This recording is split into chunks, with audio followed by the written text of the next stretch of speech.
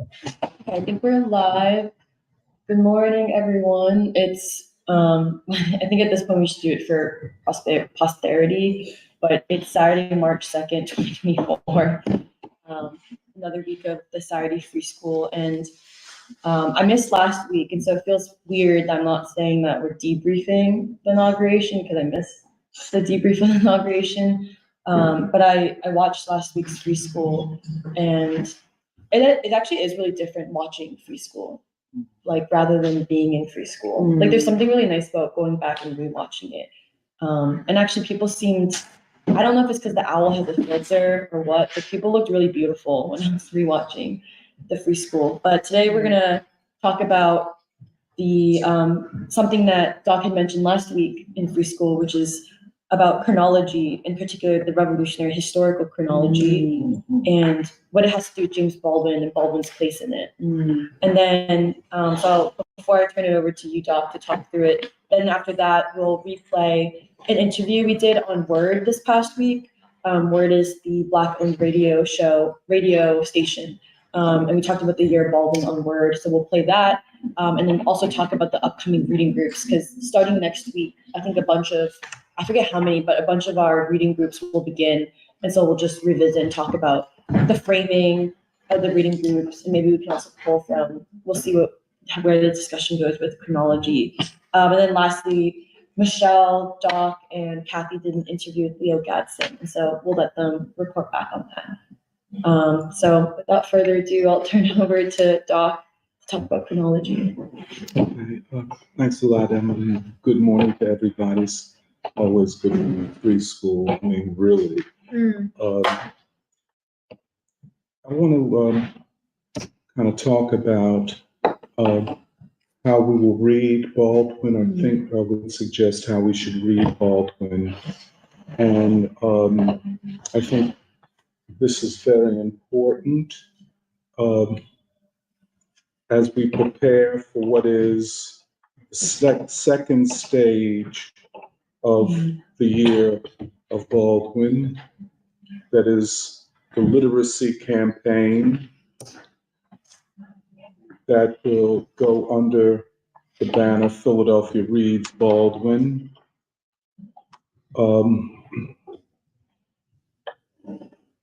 Which is part of the whole year.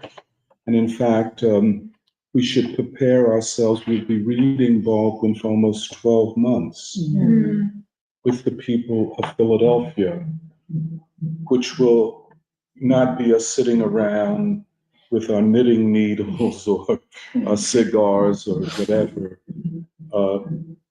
trying to figure out characters and alternative scenarios or whatever.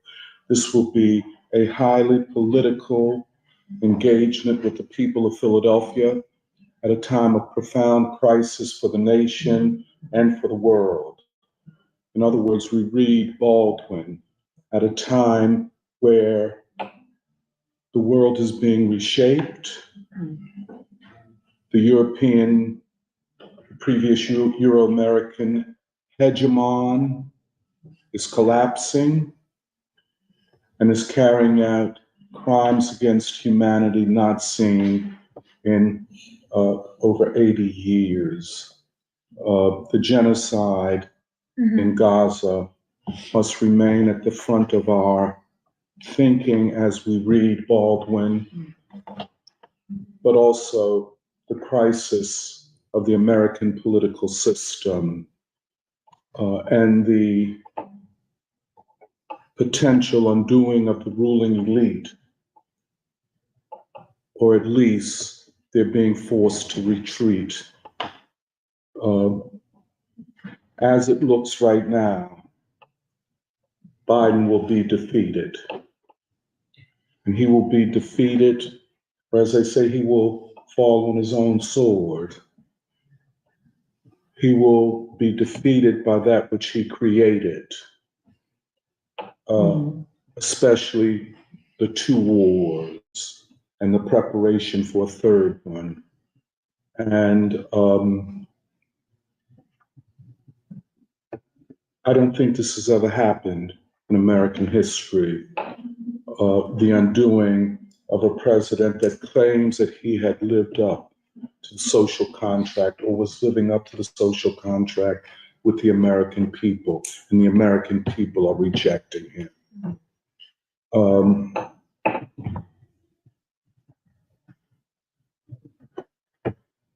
If one reads the essay in the New York Times by, what's his name now? I forget his name off the top, forgive me. Robert Jones Jr., yes. One literally gets a sense of the official line on the Year of Baldwin. The New York Times is not just another newspaper. It is, as they say, the newspaper of record, the voice of the ruling elite of the United States. Their take on Baldwin is the very opposite of what we wish to do, and the very opposite of what Baldwin is and what he represents now.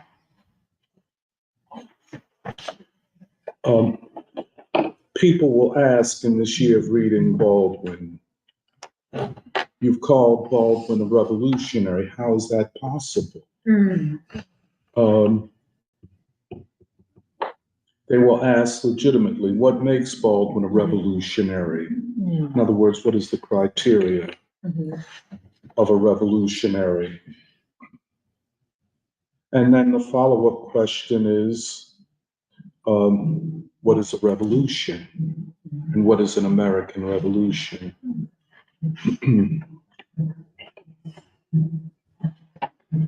This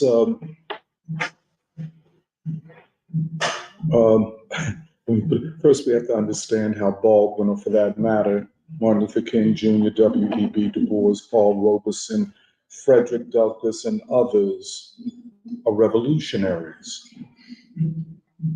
There's a certain criteria of what is a revolutionary where none of these people would fit into it. And so while we might be asked, well, why would you call Baldwin a revolutionary? I think the rejoinder could be, well, why is Du Bois, Martin Luther King, Frederick Douglass, Paul Robeson, and on not revolutionaries?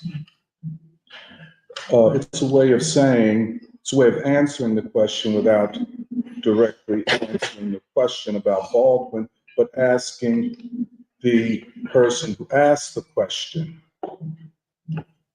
well, why don't you see any of these figures as revolutionaries? And let's be clear, none of them are viewed as revolutionaries. In other words, there is no figure in American history that can be defined as a revolutionary from the perspectives of most people who claim to be revolutionary. And so the question is, why not?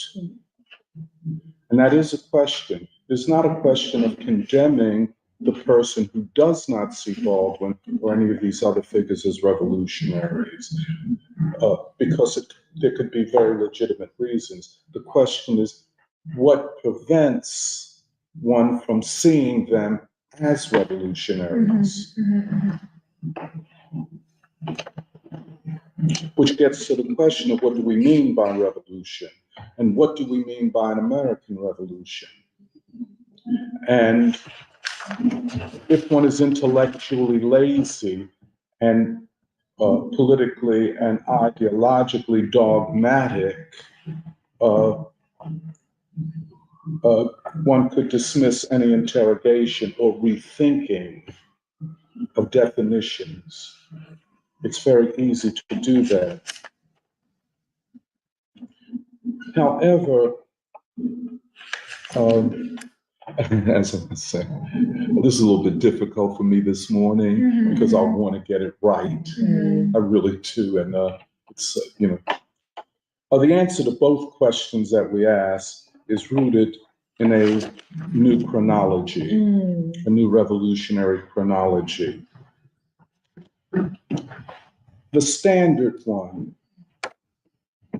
is that the revolutionary epoch in modern history begins with the Russian Revolution. The theory and therefore the practice of modern revolution is associated therefore with Leninism. Leninism being the Marxism in the period of the advance of the socialist revolution on a world scale. The Bolsheviks, Lenin's party, trace their legacy back to the uprisings in Europe at the middle of the 19th century, in particular 1848, which led to the crystallization of a revolutionary party under the banner of the Communist Manifesto and led by Karl Marx and his closest associates, in particular Frederick Engels. The initial theory of revolution was called Marxism.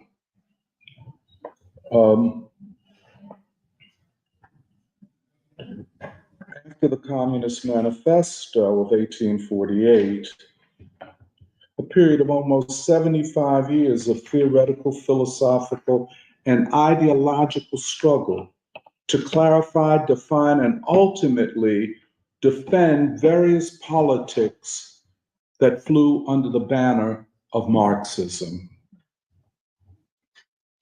And the issue of what party or what group was most faithful to the revolutionary theorizing of Marx and Engels. Two principal wings within the European revolutionary movement emerged. One, social democracy rooted in Germany and in the German Social Democratic Party, and the other, a small, marginal underground movement in Russia called the Bolsheviks, or later Leninism. Leninism, therefore, was the first victorious revolutionary movement in the modern period. That is to say, the first time in modern history that the working class or party of the working class took state power and proclaimed a dictatorship of the working class. Another way of saying that is a state of the proletariat. And of course, for over 100 years,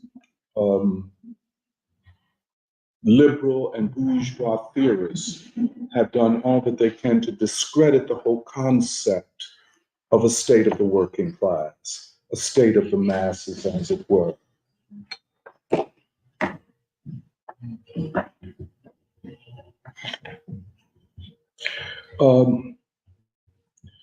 The consolidation, again, of the state power of the working class defined or inaugurated a new type of state.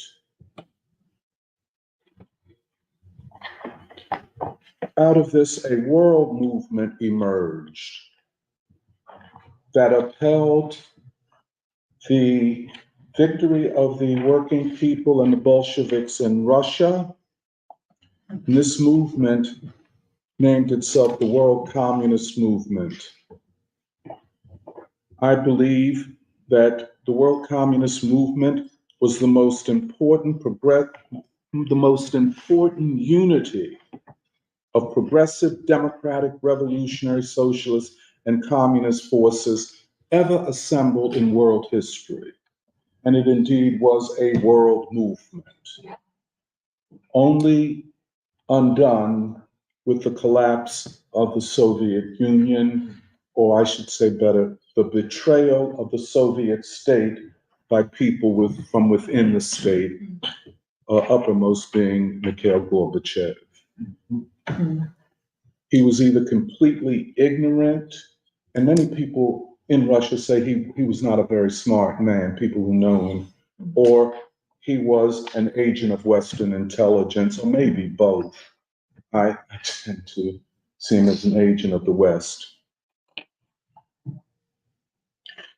So while the historical trajectory of the revolutionary epoch, as announced by the communists, was in many ways perfectly accurate. However, that history and that interpretation of history left unanswered burning questions, especially as they relate to the revolutionary process in the United States.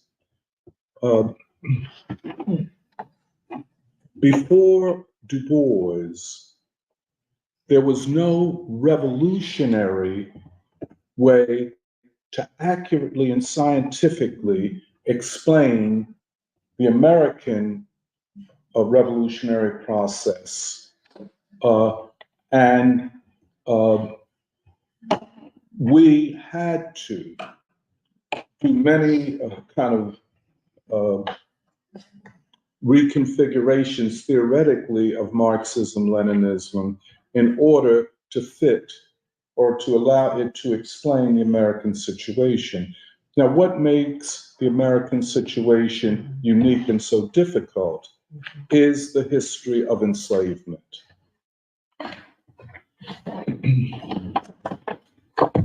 Now, this is why Du Bois is such a huge figure.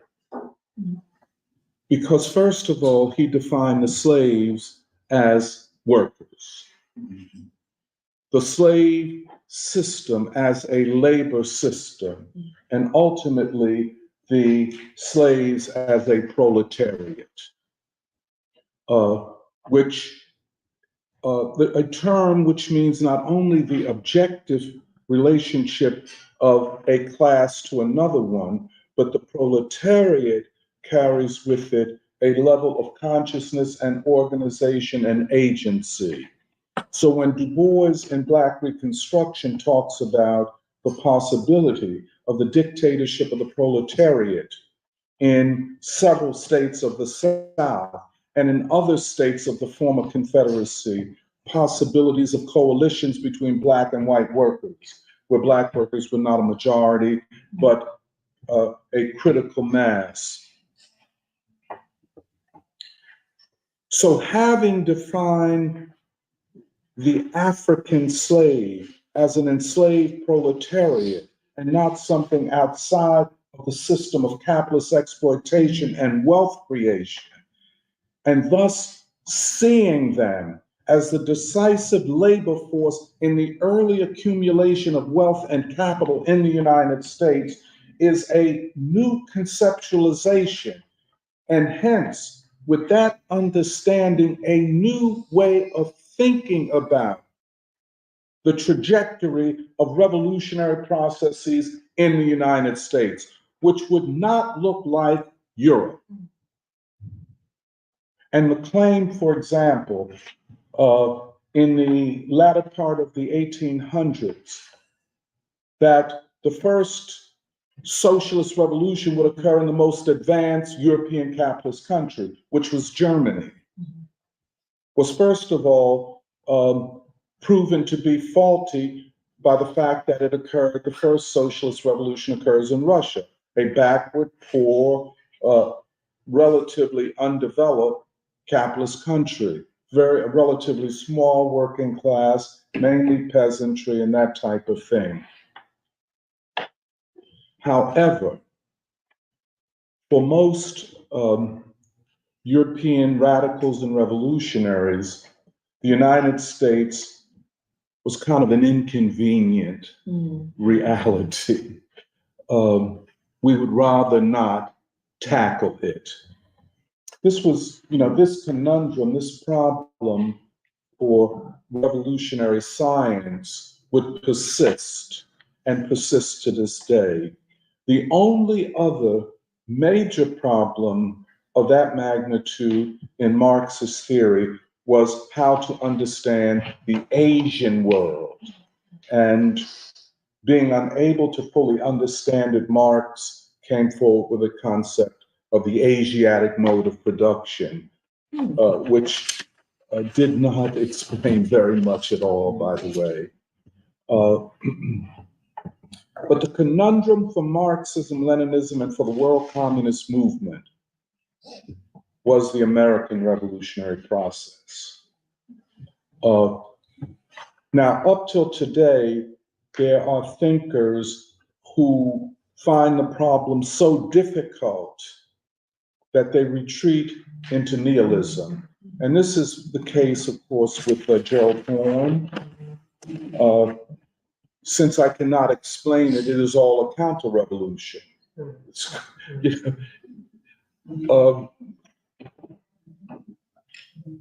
And so, his project now is to show that the American history has been nothing but counter-revolution from the very beginning. Obviously, this is nihilism. Obviously, it finds support not among any major African-American revolutionary figures, including Baldwin. It is a concession, a compromise to the ruling elite of the United States, and they understand it as such. It became the basis of the New York Times 1619 Project, and others on the, quote, fringe Marxist, Leninist, dogmatists, who cannot understand American history, the conundrum of American history. And I want to underline that, the conundrum of American history that was not explained by Marx or Lenin, and was best explained in the works of Du Bois going forward.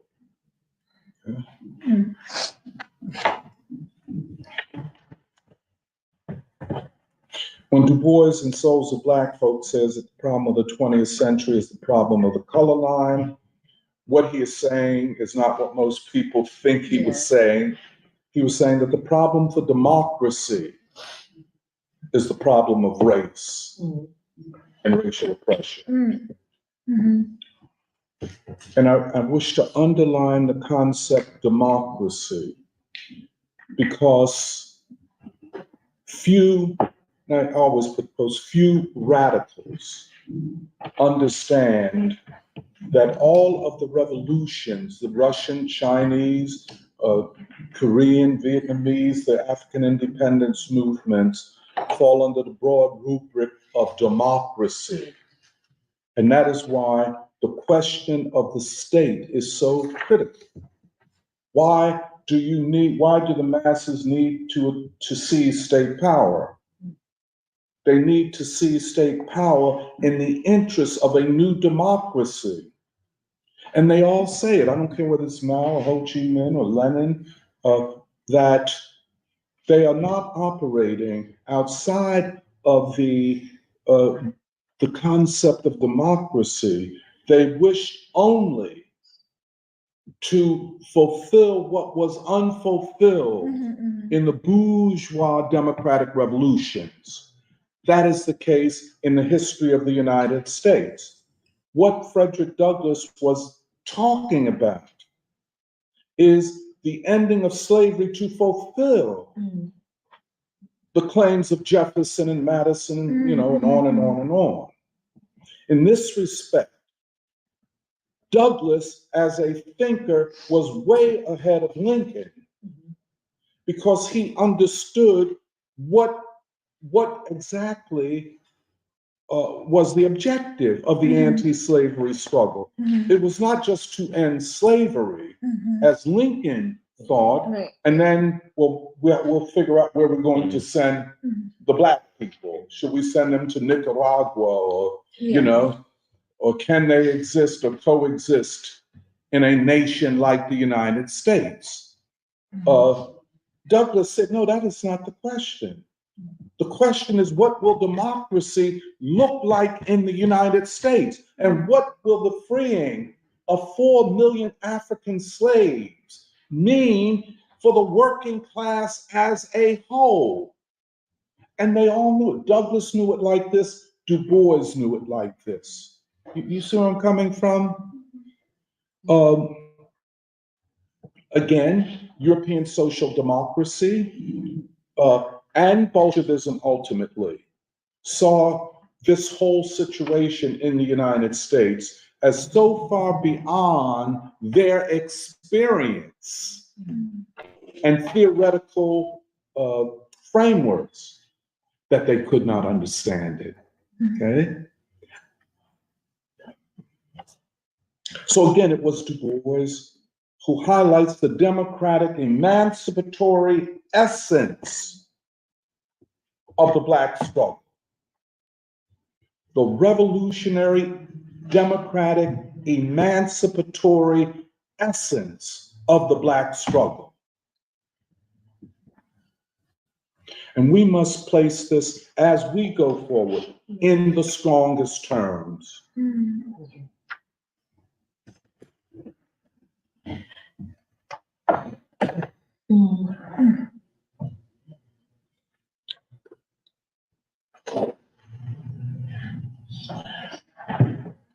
Du Bois's chronology, in fact, revolutionary chronology, is different, therefore, than the chronology of the World Communist Movement. Okay? Du Bois traces the revolutionary democratic movements of the 1800s. Let me put it this way. Du Bois asserts that the greatest achievement of the revolutionary and democratic forces of the 1800s, pretty much of the whole modern epoch, was the emancipation of 4 million workers called slaves. No democratic revolution up to that point had emancipated so many people. Right. True. As had this struggle. It is therefore the apogee, the foundation upon which democracy itself goes forward. Here's the flip. In other words, democracy, which got its name from the Europe, in the modern sense, from the European liberal movements, gets its greatest push forward, not in Europe and not by white folk, but in the United States by Black enslaved workers. It is their emancipation which then sets the foundation for every emancipatory movement going forward. It is the high point. Put another way. This is what I'm trying to get to. Europe and the European struggle is not its own context. If the European struggle is not its own context, what is the context? Unless one wishes to think about world history in these narrow, more Eurocentrist ways. Indeed, the great liberal and democratic movements, bourgeois liberal and democratic movements, are essentially European. Everybody, including, let us take Sun Yat-sen. He says, I'm not a nihilist. The European bourgeois democratic revolutions did create conditions for freeing all of humanity. But he would hasten to add, and Mao would say the same thing, but not on the terms of Europe. It is that dialectic of, and that movement of human beings and of human history in such a way that Europe in the early period represents a high development of the struggle for freedom, for liberty, for democracy, but cannot fulfill it. because it was seized upon by a class of people that had its own interests first. And as such, rather than fulfill democracy, Europe went from the exploitation of its own working class to a world system to exploit workers everywhere. But then this world system brings everybody into the same system. And so in China, in Korea, in Africa, it is a similar cry for democracy. There is no revolution in the modern epoch that does not call for democracy. In other words, the rule of the people.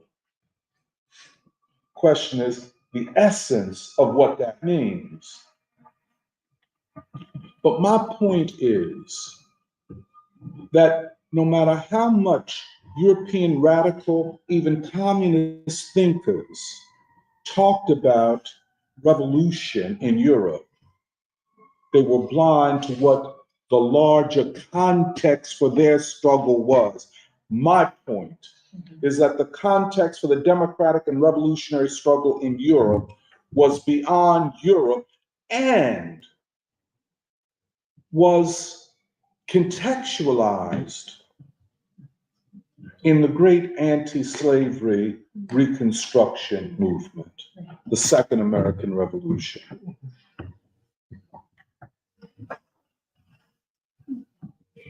You know, most thinkers going back to the 19th and 20th century acknowledge the pivotal role of the American Revolution in the broad democratic struggle. What they could not acknowledge is the Second American Revolution's pivotal role or foundational role in the revolutions that went after that. The Russian Revolution is part of a democratic revolutionary emancipatory trajectory that begins with the emancipation of 4 million Africans. You have to begin there. Far more than were emancipated in the first stage of the Russian Revolution.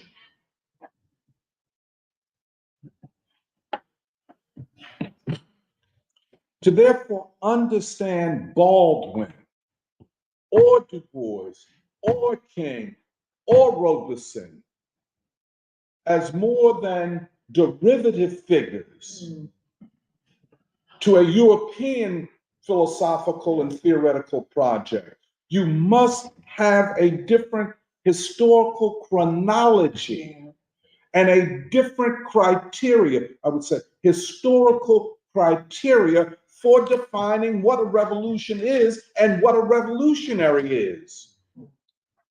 If we understand the incompleteness, or I should say, as Du Bois said in Black Reconstruction, the counter-revolution of property that defeated the Second American Revolution, and hence everything that happened going forward was an attempt to recapture the revolutionary essence of the Second American Revolution.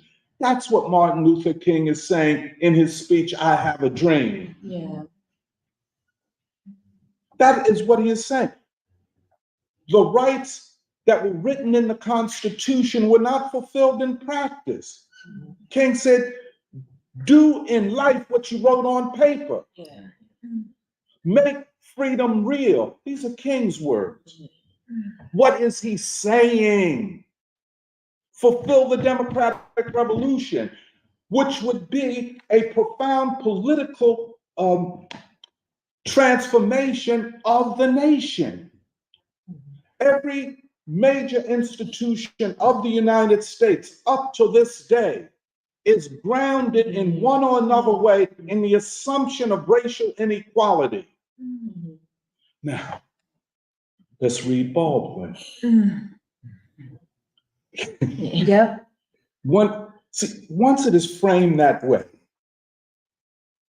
Baldwin engages the ruling elite at the level of democracy and state power and its failure and inability to realize the revolution that it initiated.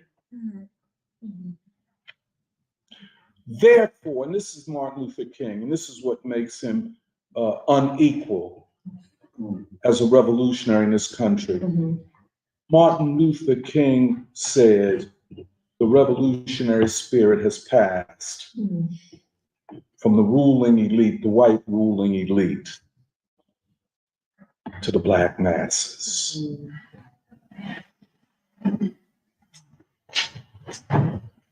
I just want to start. There's a period I would like to say of Baldwin's work. The period 1961 to 1970.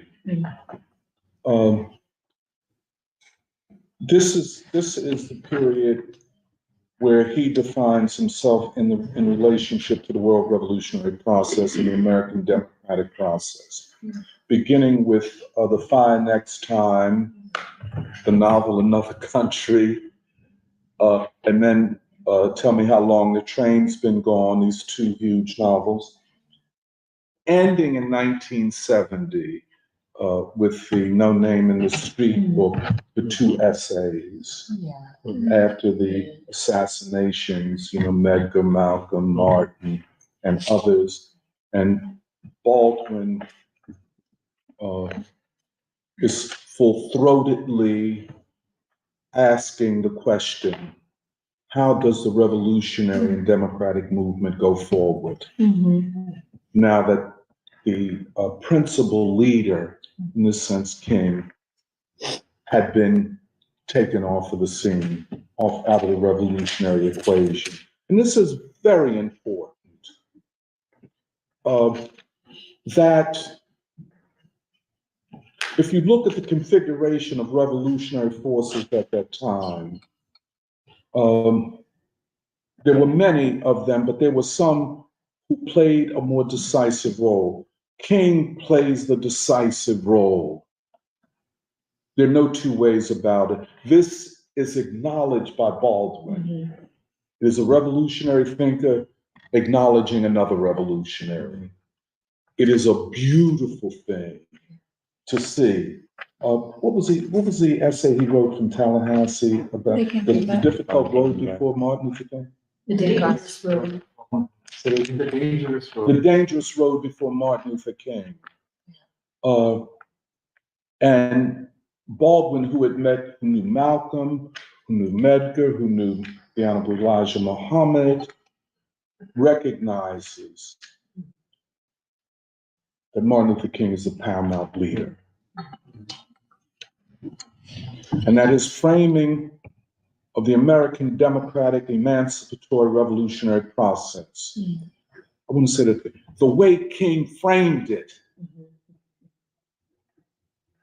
was important to uniting the American people to achieve this new democracy.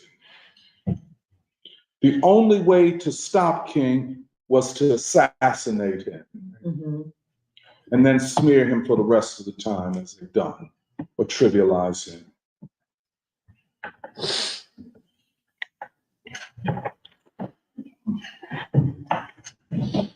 Excuse me.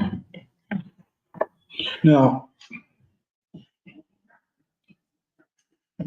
counter-revolution and revolutions are part of American history. American history cannot be defined as solely a counter-revolutionary history. It is both. There are revolutions and counter-revolutions. The greatest counter-revolutions have come in the wake of the Second and Third American Revolutions. But both were revolutions, incomplete though they be. Every revolution is not successful. Most revolutions are not fulfilled in one go at it. There is usually a long period, and especially in the United States, the most powerful ruling class ever known to humanity here, the most counter-revolutionary ruling class ever assembled here. So this childish fantasy that it'll be easy to bring about revolution in the United States, that all we have to do is shout and perform like we're revolutionaries, at least for 6 months, and then get a job. But this will be and has been a long process, especially since the Second American Revolution through to now.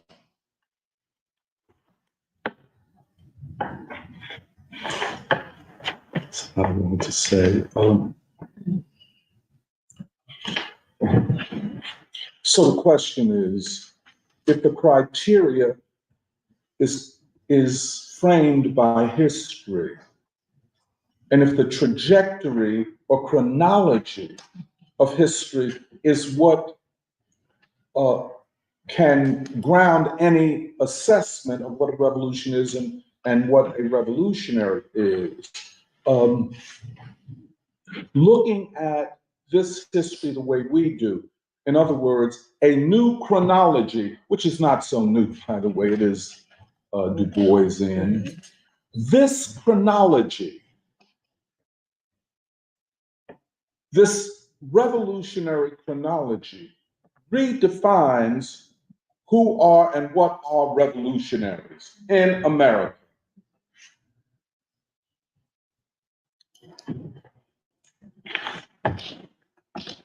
Let me end on this kind of. Baldwin's philosophical practice is as revolutionary as anybody's. Yeah. I think I've read as much Lenin and Marx as most people. In fact, my young life was devoted to this. But any honest assessment would see that Baldwin is equivalent to Lenin. And why do I say this? I mean, I'm not putting Lenin down. I don't want to trivialize him at all, believe me.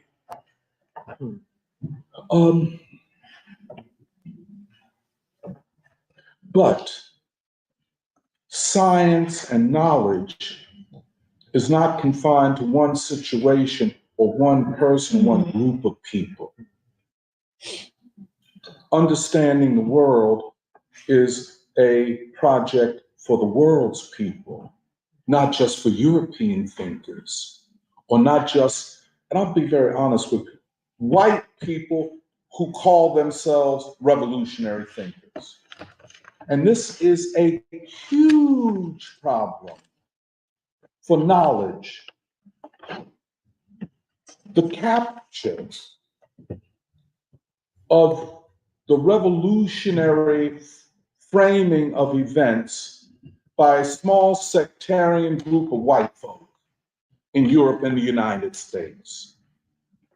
And this idea that they somehow have the intellectual authority to decide what is what and who is who when it comes to revolutionary action or practice. So they can dismiss Baldwin or Du Bois as not revolutionary. And it's a kind of smugness. I don't want to get too much into personality types, but it's a kind of a smugness type of arrogance that comes out of a white supremacist assumption about who they are. So this claim, well, I'm not a racist, but maybe you're not consciously, but your assumptions predispose people to a white supremacist outlook. In the pantheon, the revolutionary pantheon, if it's all white, yeah, suppression, well, nobody else was on that level. And of course, Baldwin, who talks differently than the European radical thinkers and even the white American revolutionary thinkers.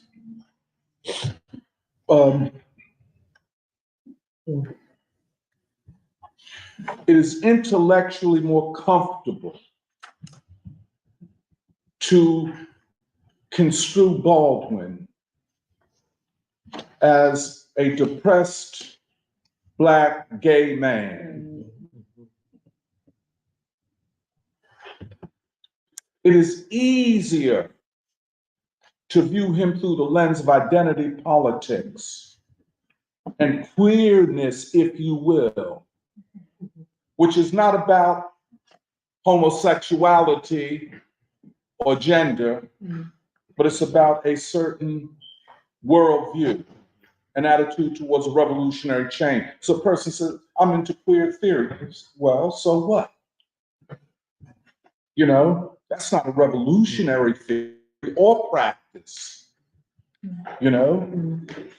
Definitely it has nothing to do with Baldwin. So this queering, as they would put it, queering of Baldwin, is a way of dismissing Baldwin. And it has nothing to do with homosexual people. I think this is very important to separate this queering from homosexuality. Or any form of sexuality, to get back to. But Baldwin must be liberated from the academicians, from the identity politics people. And once he is liberated from that, as a revolutionary, it's very apparent.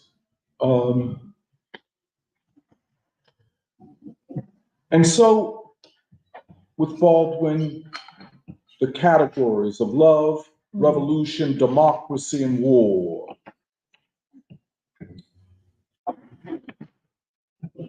Categories which complicate the binary of class conflict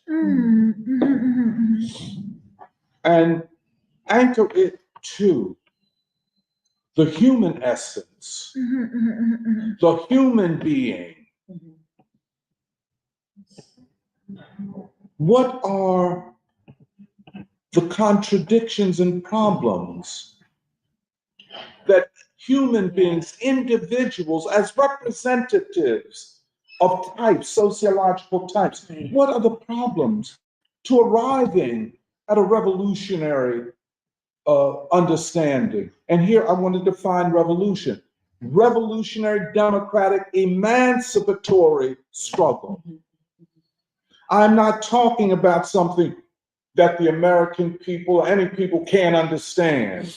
Oh, I'm a communist, I'm this, you see it all on YouTube, all that performance, which is only that, a performance of infantile children.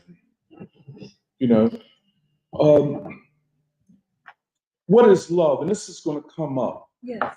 You can go to whatever side, the Trotskyites, the so-called Marxist-Leninists, the so-called Afrocentrists, the so-called cultural nationalists, who will say, what does love have to do with it? But, for Baldwin, when he talks about love, when he demonstrates it, it's not like he's talking about one thing. But what he is talking about is the human being striving to be fully human, the completeness of the human being. In community, never for Baldwin is love realized by, two people going off into the countryside and farming and getting it on, No. He is talking about a bigger community, and that even at the individual level, the striving is for something bigger than the individual.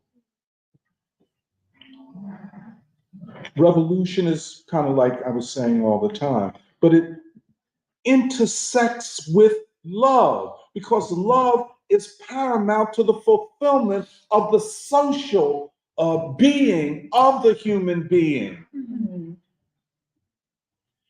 The person, the human being's inherent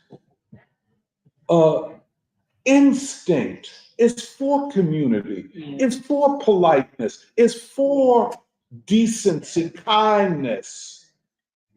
That is the natural thing. But people are forced, because of capitalism and the brutality of the system, to get into a mode of each person for themselves. Right.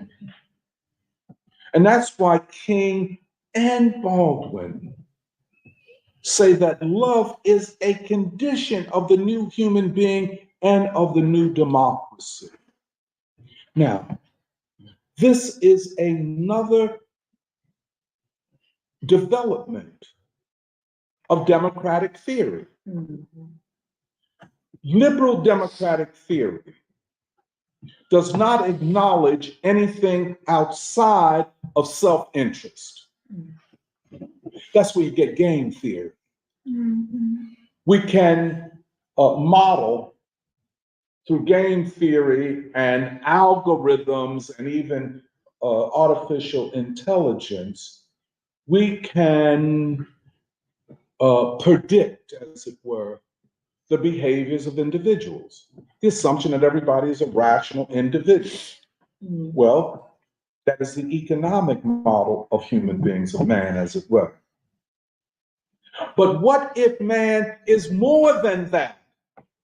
What if man, and I'm saying man, qua human, what if man is far more than that? What if man, as King says, is striving to be complete? What if man is not even an economic entity, but something different? And here is where King and Baldwin's concept of God, and here and I might not have it the way they have it, but it is an allegorical framing of something beyond what we can see, feel, and hear. Mm-hmm. And what if, as King would quote St. Augustine, man is made for God and will not be fulfilled until he finds it. Mm-hmm. I'm not a religious person, but that notion is very moving for me. What if man is made for something far larger than man and will not be fulfilled until he achieves it? Then what is that greater thing? And what is the connection between that greater thing, the unseen, to the day-to-day life world of all of us? And here's love. Debased, misunderstood, and misinterpreted as it is, confined to the romantic, physical, and maybe the familiar. Right. But nothing of a human civilizational character. If man is not an economic entity, if the principal struggle of human beings, even the class struggle, is more than about economic achievement and economic positioning, suppose it is more, as King suggests, as Baldwin suggests. And they keep this, the thing, it is decisive for them, because they continue to return to it over and over and over again, in spite of all of the headwinds against them talking like that. You know, that was not a popular thing even back then. The popular thing was, why should I love my enemies? You know, what do you mean love people who don't love you? Malcolm X would say, you got to first love yourself. You know, the white man ain't gonna never love you. Love yourself. That's an appealing argument for Black folk. You know? But then suppose that is not the natural instinct of Black folk, which I don't think it is. Suppose the natural instinct is, especially among Black people, to love your enemy, to change your enemy into not being your enemy. And that's where Baldwin always gets this framing of how does he put that? That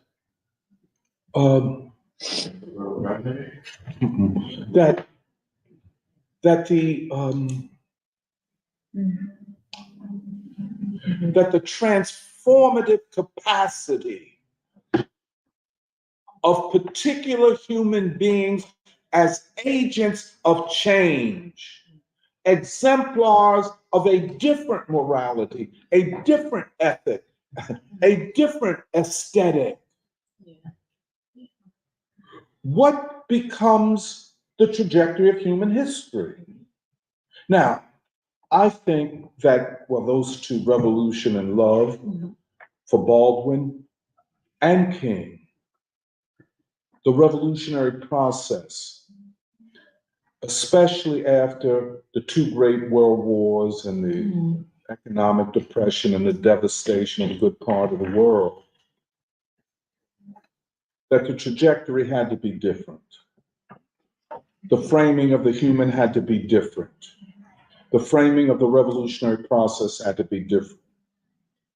But the revolution, this is the word democracy.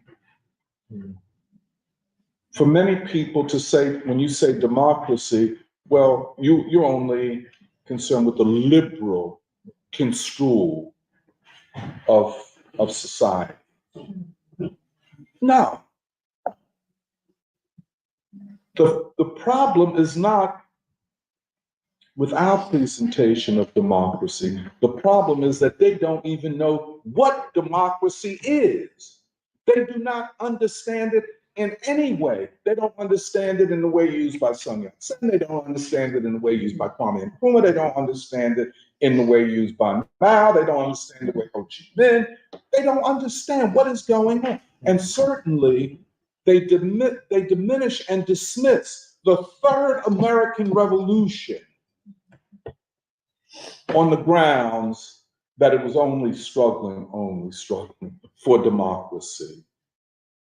Okay? And finally, the question of war. Imperialism and empire are irreversibly tied to war. Hence, to prevent war is the greatest anti-imperialist struggle.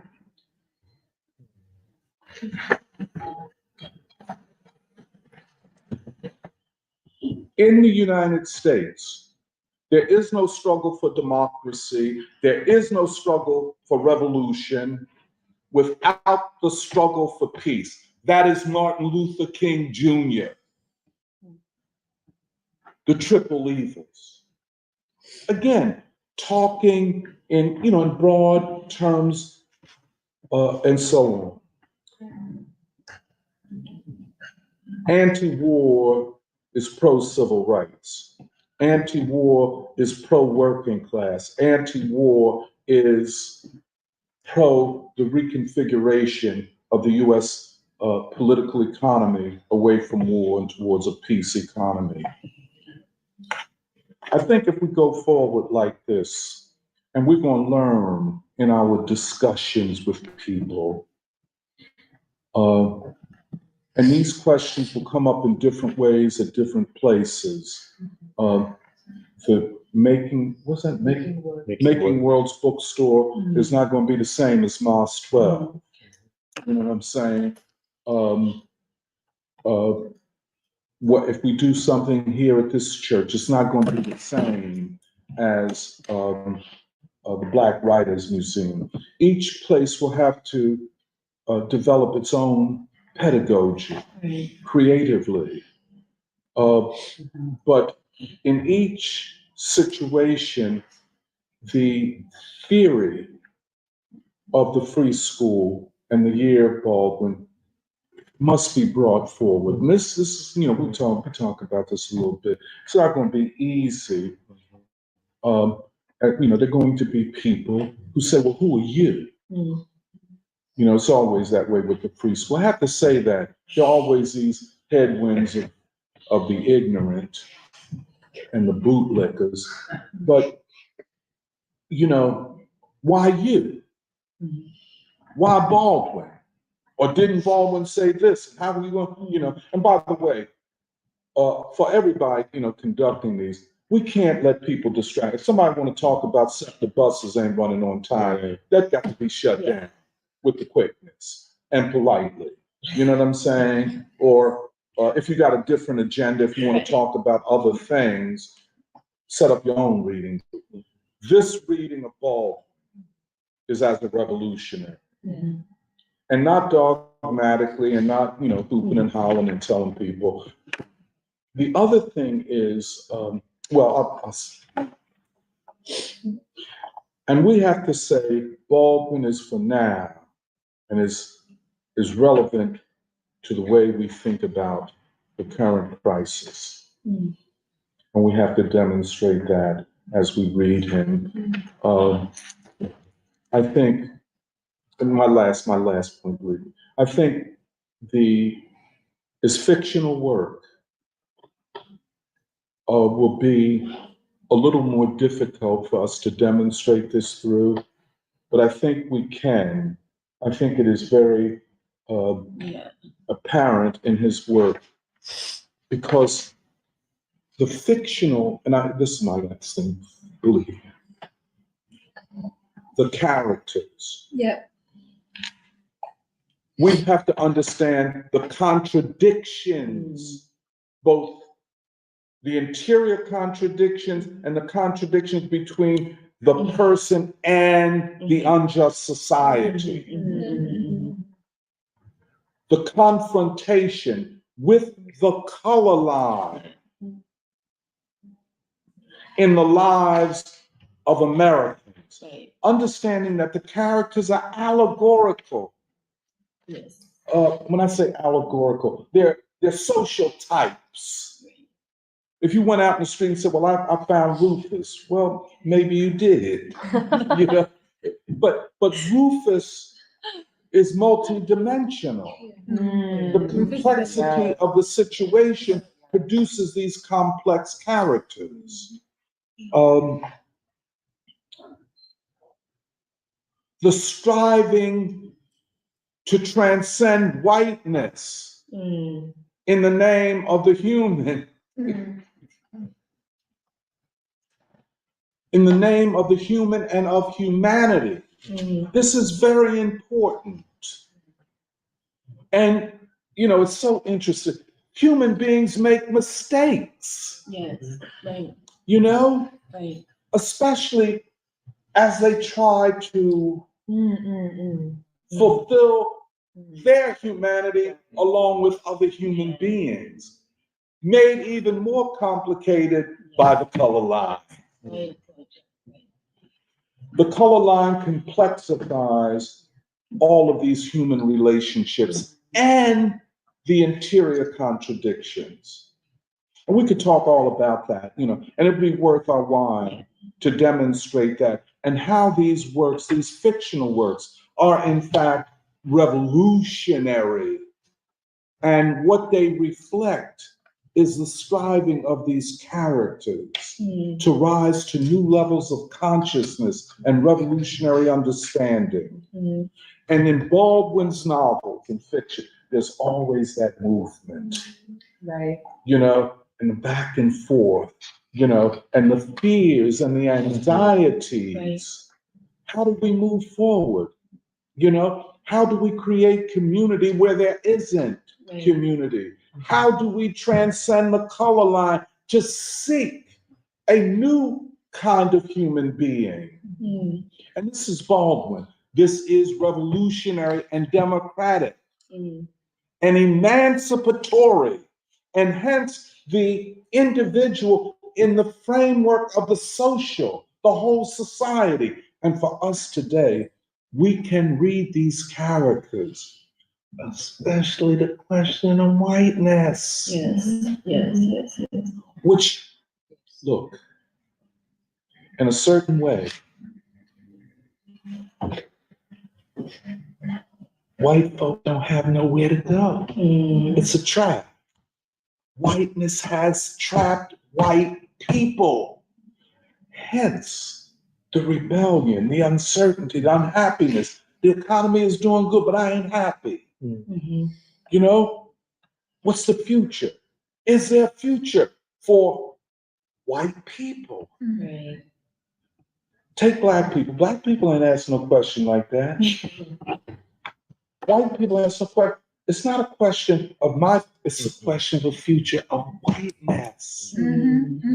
So Baldwin says, well, the future is in rejecting whiteness, that America becomes the last white nation.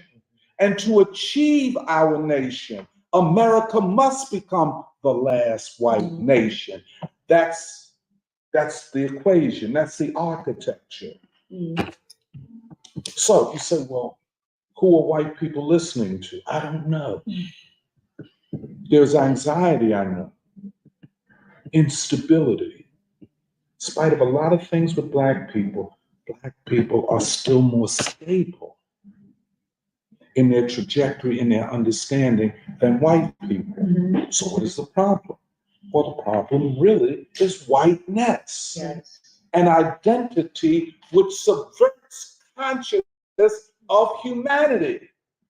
If you get, well, I'll talk about it. If you get on the humanity train, if you join humanity, you eliminate that problem.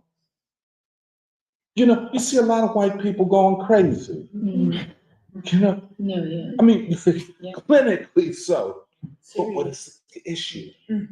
More than not, it is the issue of whiteness. So I'll stop there.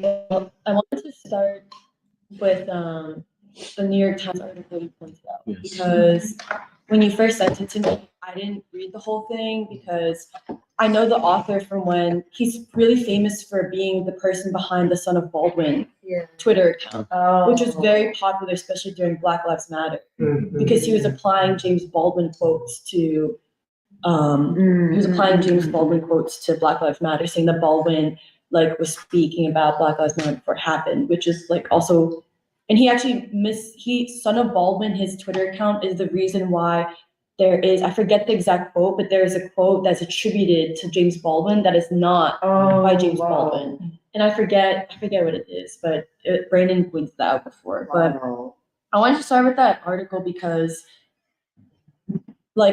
I think the way what you're saying about how important it is for us in free school, but for us to basically be aware of a revolutionary historical chronology versus not having that context at all, I think is important because it helps explain something that I think a lot of us feel but can't explain, which is why is it almost that people don't get Baldwin?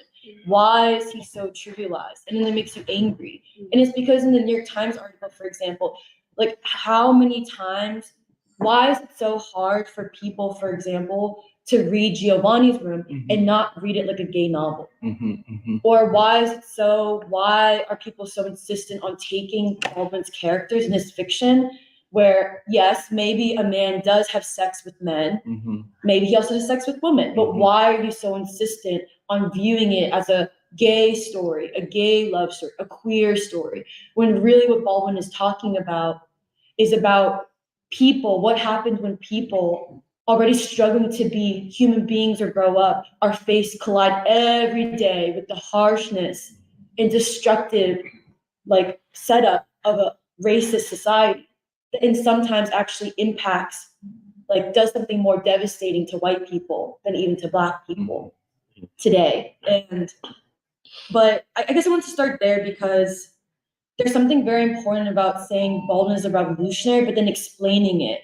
Like to be able to say that, I think the reason why it's so easy for people to trivialize Baldwin and say that he's just a writer, or he's like, I think there's something really like negative there by the way people view Baldwin as a really talented writer, rather than as a revolutionary or philosopher thinker. Because actually Baldwin, at least and I think it's some ways it's a key. You need the revolutionary chronology to understand that when Baldwin is writing these characters, he's saying something very political. And political doesn't mean in the way that leftists understand politics, like, oh, we're talking about Marx or we're talking about modes of production. Like it's something much more complete, like an actual full analysis of the issues of not just in America, but a world system that subscribes to the same notions that America is at the core of. And yeah, because like to me, when I read Baldwin, like in free school, it helps explain why in free school when we read Baldwin, like for example, when Baldwin says America is only as bright as the fate of the Negro, it's not like, I think people misunderstand it or they don't give it the full weight because they don't realize that Baldwin is saying in some ways a new language, a new language or almost a foundational language. What Du Bois is also saying in Black Reconstruction, where he says, it's what you were saying about how like actually the enslaved proletariat was never outside the capitalist system. Actually, in fact, is an exemplar of the contradictions. Like is the best example of actually the exploitation that even a white worker goes through, and is a more like heightened example of the exact contradictions of an exploitative society, whether you want to call it economically exploitative or like morally debased, all of that. And that's also to say, in terms of going back to what you were saying about world history too, where in the same way that people do not appreciate or will not accept that it was Du Bois who explains that it is exactly the enslaved proletariat who is the best example and thus a very decisive force in America, is also the way people don't view, like, for example, you said Europe, that the necessary context to even explain Europe's future or Europe's state is actually much more related to America and essentially the fate of the enslaved proletariat. And, or how Lenin actually, and honestly, Du Bois says this in Black Reconstruction, he says, has anyone ever thought about the fact that the emancipation of enslaved peoples, of enslaved Black people in America precedes, even historically, the Russian Revolution? That in fact, there's something about the contradiction of an enslaved people in America and the emancipation and this long unfolding development of fulfilling freedom that is not fulfilled, that also can explain something about the specificity of the Russian Revolution. And actually, it's in what happened to the enslaved proletariat in America that also them as like as a class of labor, or like as a labor system of labor, that also actually helps explain the Asian freedom struggles, like something that the Russian Revolution in itself cannot explain. And I guess I say all this because, like, I think if you don't even understand Du Bois and what Du Bois is saying about basically the laws, in some ways the development, the contradictions and the laws, and thus the decisive like forces of world history, because we all, like you said, this is a world system at this point. In some ways, ironically, it is exactly the enslavement of Black people in America, and then colonialism, and the way Europe had to go outwards, not only exploited its own working class, but then had to colonize the world, that ironically put us all into a world system or like in some ways, ironically, it put us into a single garment of destiny. And something that's not just economic, but also about standards or moral standards, moral definitions, and a freedom.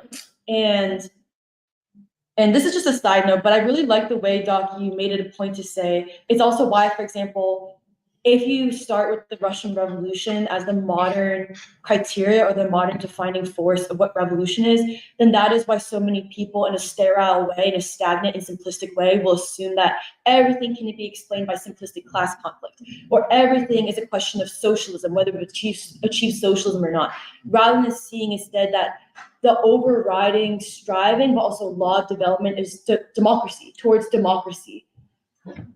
And there's something important about that, because you said like that's why Baldwin becomes important, because Baldwin anchors everything not to the categories of class conflict, but he anchors it to a human, like a human endeavor, a human striving. It anchors it to like a human, and I feel like I'm not describing this the best way, but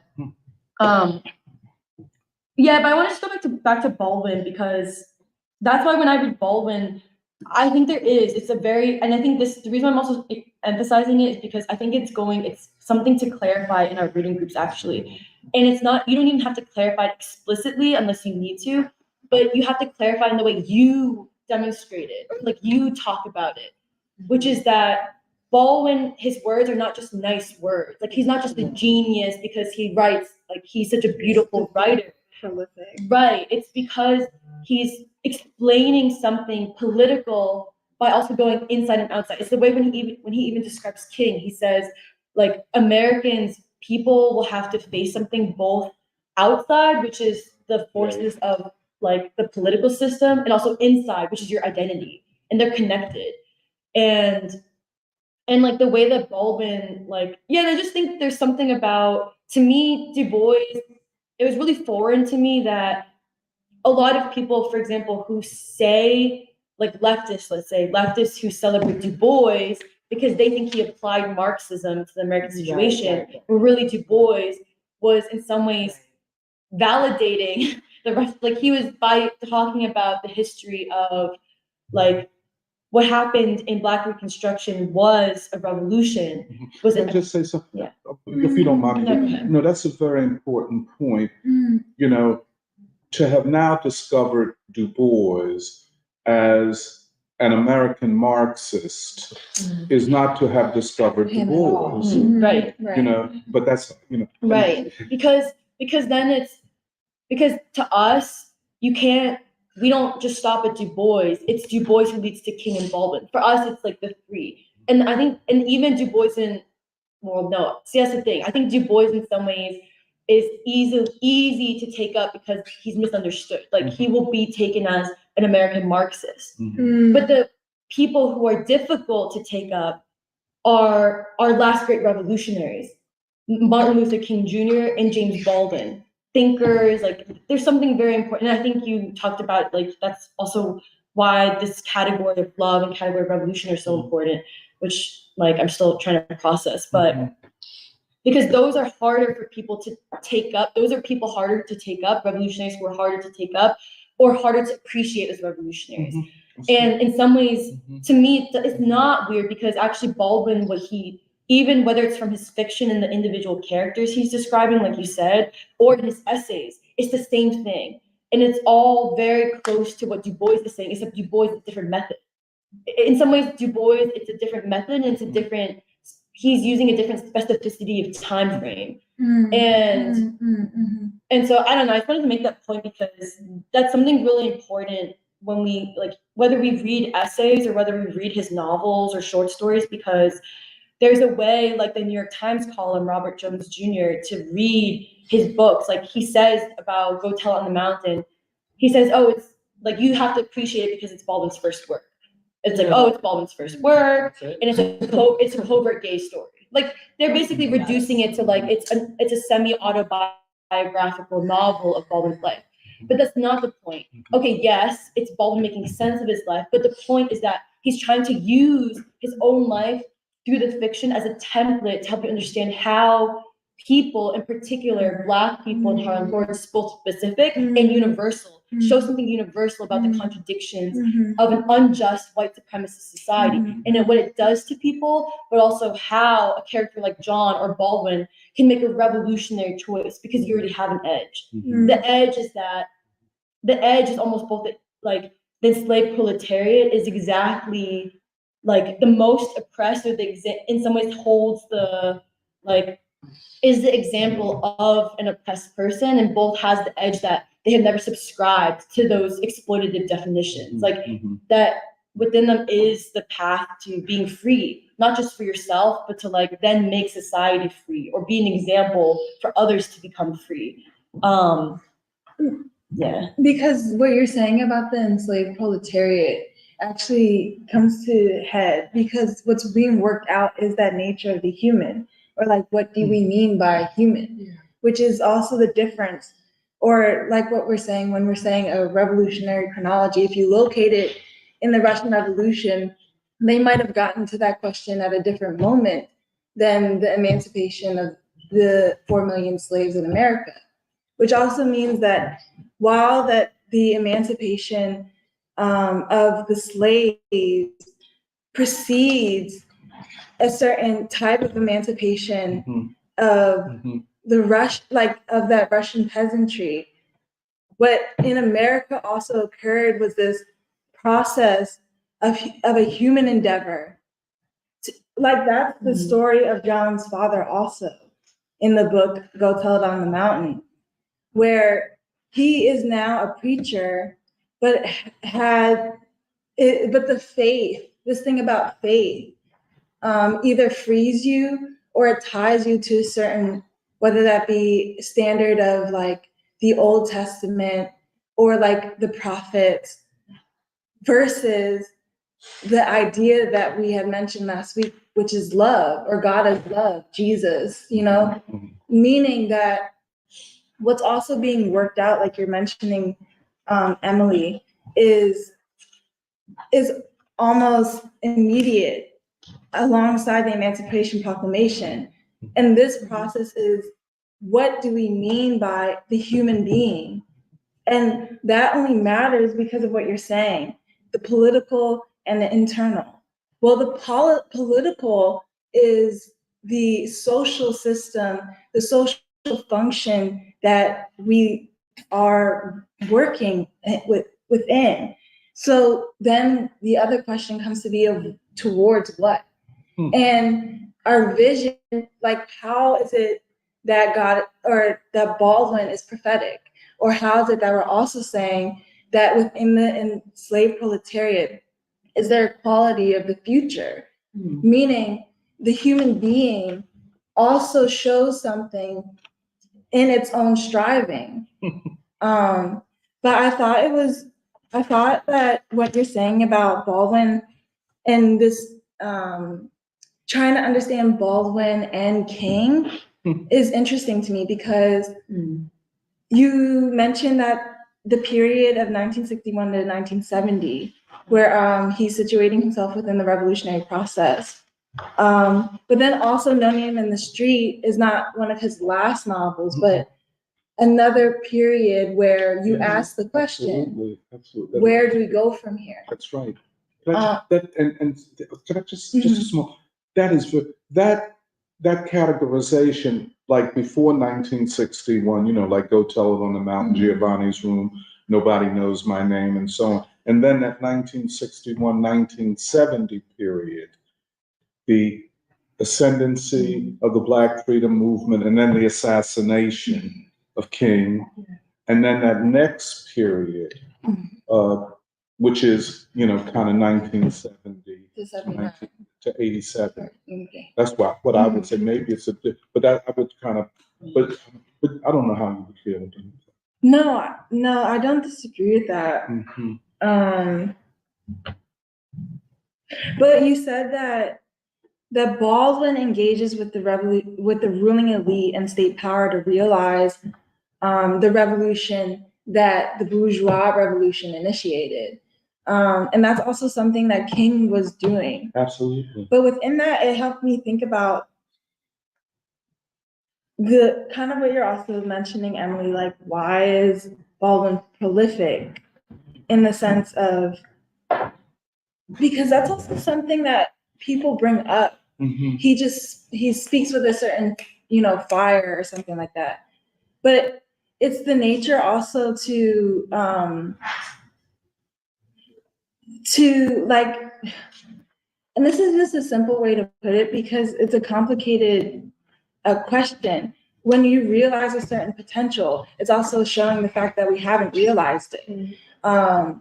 And I also, that just gets me to the idea of like this thing about whiteness, the myth of whiteness, or how much I appreciate this, what we're laying on the table. Mhm. Because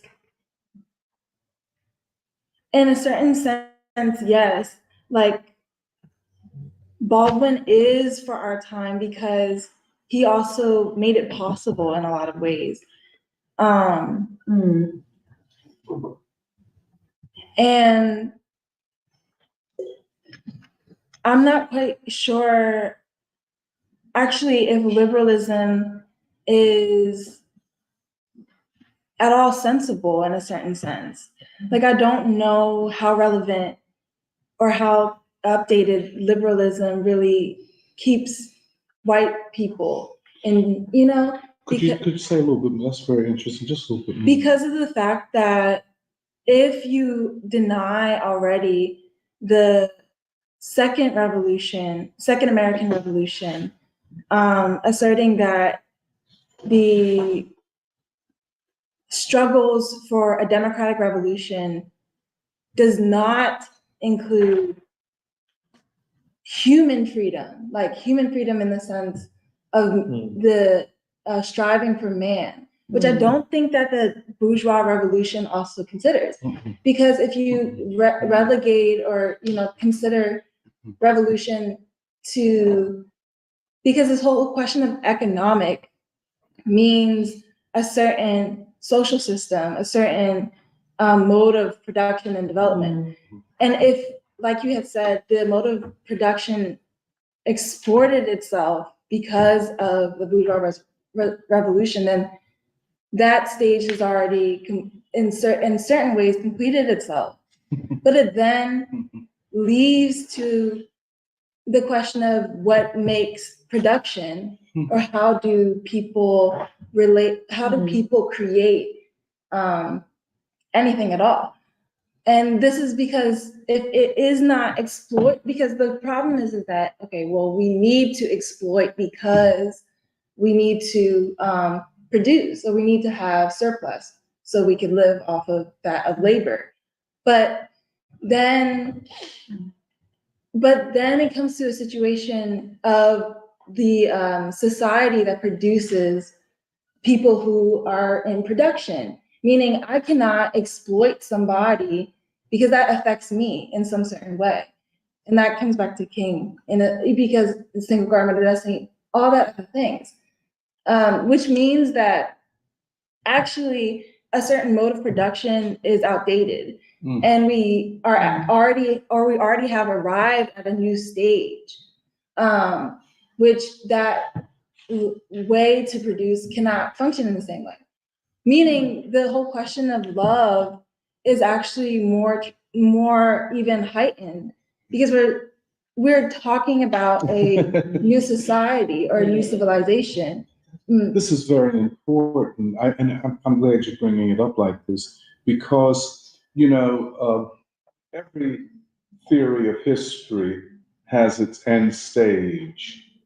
The end stage of the Marxist theory is communism, which is where man is no longer defined by material conditions of production, but is defined, well, it's not quite certain, but at any rate, it is what King and Baldwin mean when they invoke the concept of love. It is humanity fulfilling its human potential.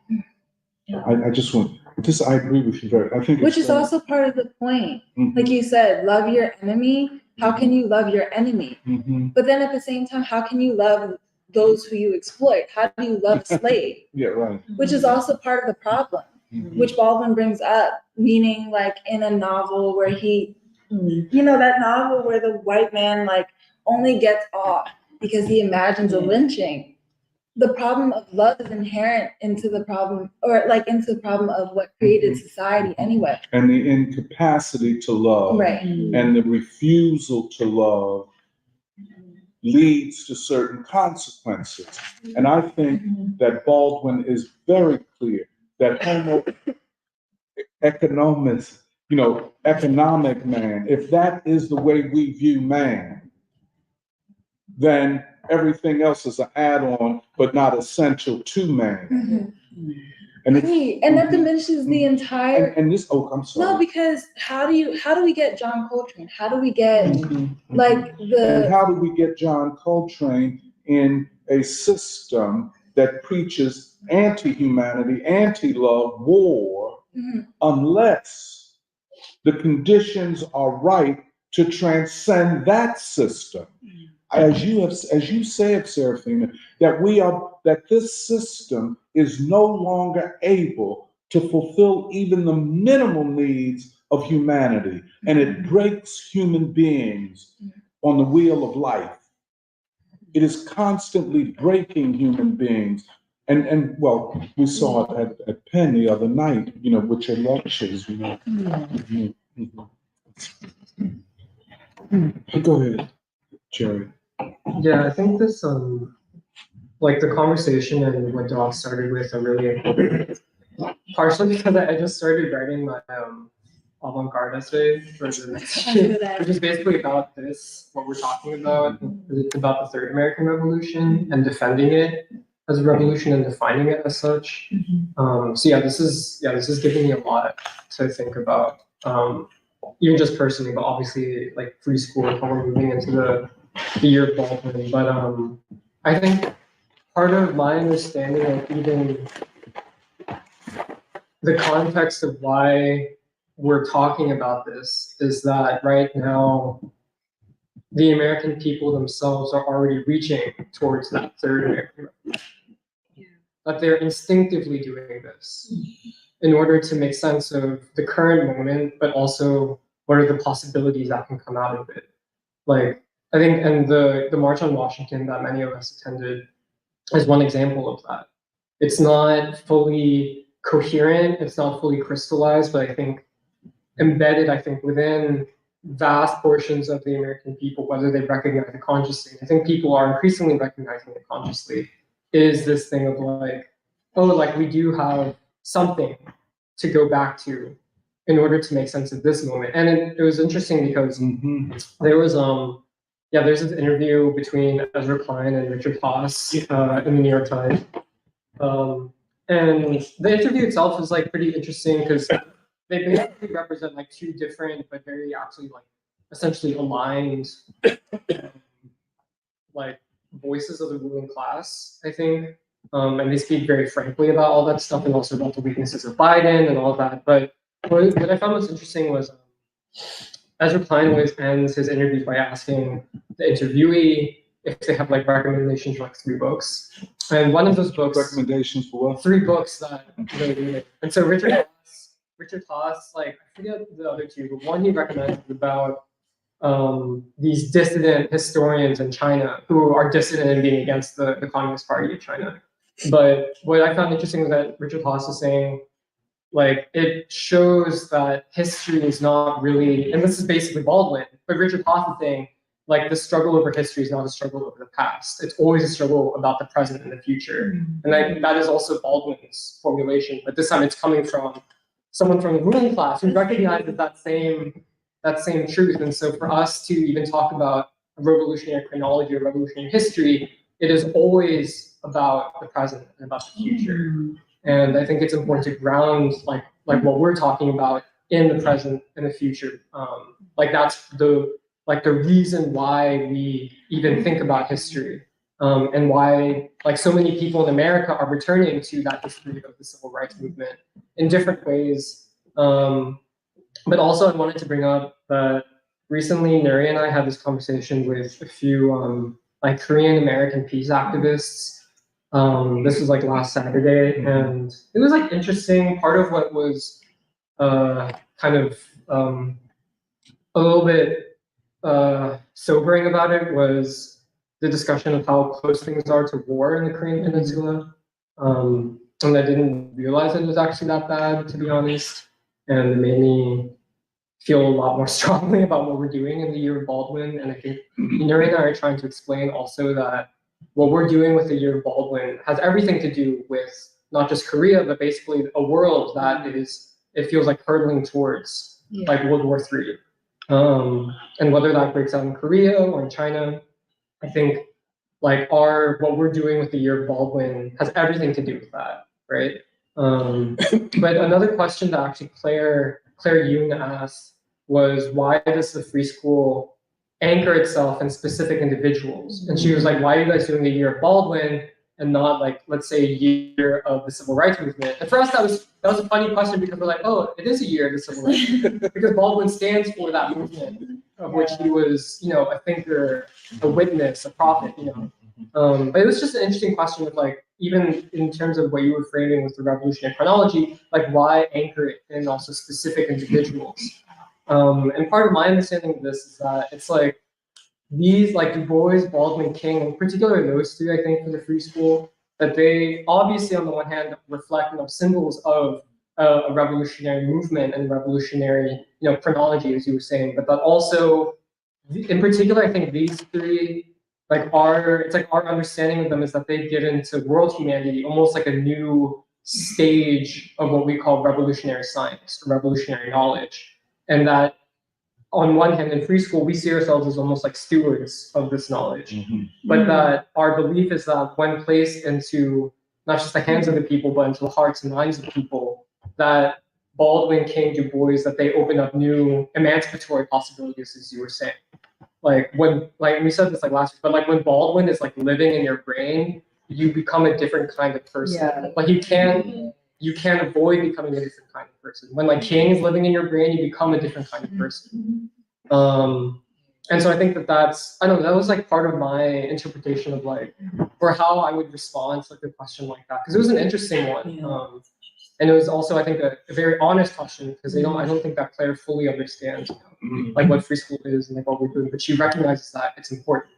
And yeah, the last thing I want to say also is that I think this question of like a revolution that does not fully complete itself, I think is also partially a question of do you see revolution as just a single event or as a process, something that proceeds in stages? Because I think like our understanding of the civil rights movement, for instance, is we call it a revolution because it's like it began a revolutionary process in American history.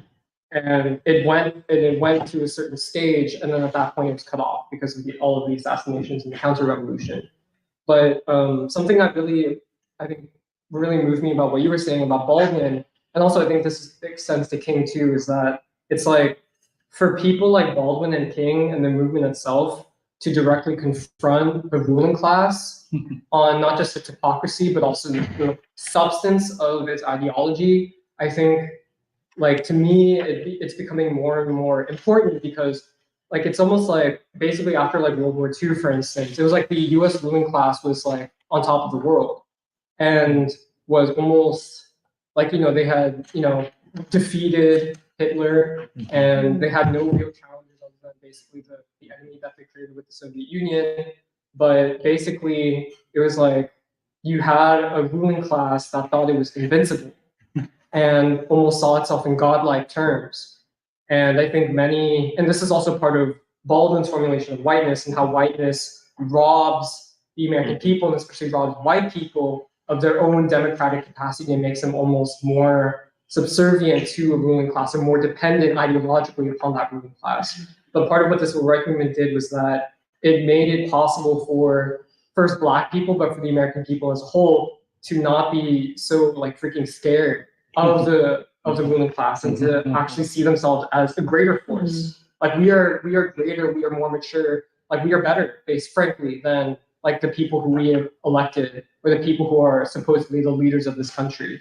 And I think that was an important move that was made to demystify also this ruling class. And I think that this is part of what is also happening in America today, the demystification of the supremacy of this American ruling class, whether it's like domestically, but also around the world. And I think it's captured the most viscerally with how senile Biden is. But it's about more than just Biden. It's about a ruling class which is so corrupt and so decadent and so perverse, that people actually see it as such. And the question is, can the American people realize, no, we are better than this. We can be better than this. Yeah. And I also think, the question of democracy is important because part of what I feel like is like the fundamental problem with the assumptions of like the left is also that it's not just that they rely too heavily on the Russian Revolution as the starting point. It's also in doing that and also missing the Reconstruction as like the true starting point of like a revolutionary epoch in human history. But you also misinterpret what was the democratic essence of the Russian Revolution. Because Lenin's whole thing in like Satan Revolution was always about democracy. Like socialism is like another word for democracy. And I think that the left has basically taken the slogan of it. They've adopted the slogan of it, but the politics that they've adopted is one of basically anti-democracy. And I don't know, I just think that these are all important questions that we're working through, but part of it is that it's like also, like you could also say that like King and Baldwin themselves were working within the framework of almost like a Du Boisian science. And that's how also we operate too. But yeah, I feel like this thing of Baldwin like on a level of like Lenin and like Du Bois and all that. I guess equal figures, or I guess I would say figures for like a new stage in history dealing with like new issues, like with the colored line, I guess the economic system came out. I guess I feel like it's real important to realize that like Baldwin always keeps his eye on the prize, which is like democracy. I feel like everything that he's talking about, whether it be about like whiteness, whether it be about like love or like responsibility that we have to each other. I feel like all of that is like why do you need whiteness right there? So like Why even what? why do you need like whiteness? Like if you saw yourself like part and parcel with like humanity, then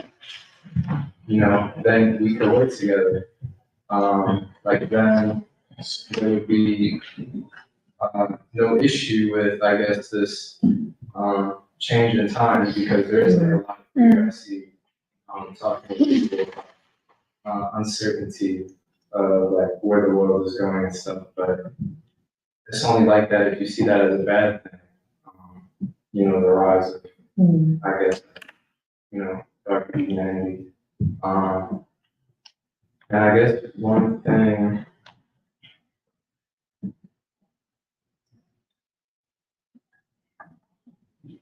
like even this thing with love, I feel like it is dealing with trying to make like a new system in the world, like correcting the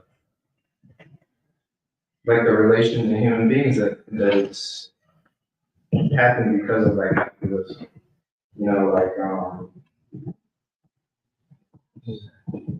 I guess just dealing with these things because at the same time too, like if like Serafina said, if like you love me or probably like I couldn't do that to you.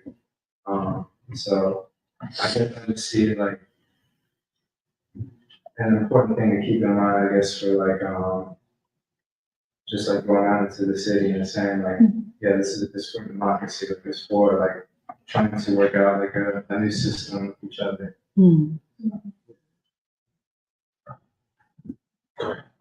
I wanted to respond to Jeremiah's question that he posed about why do we dedicate to certain leaders. I think it has to do with the question of leadership. And I know Winston writes in Strategy for a Black Agenda that America is infected with a strain of anti-Sovietism that affects even socialists and communists, where people on the left today think that it should be a faceless mass that's in charge.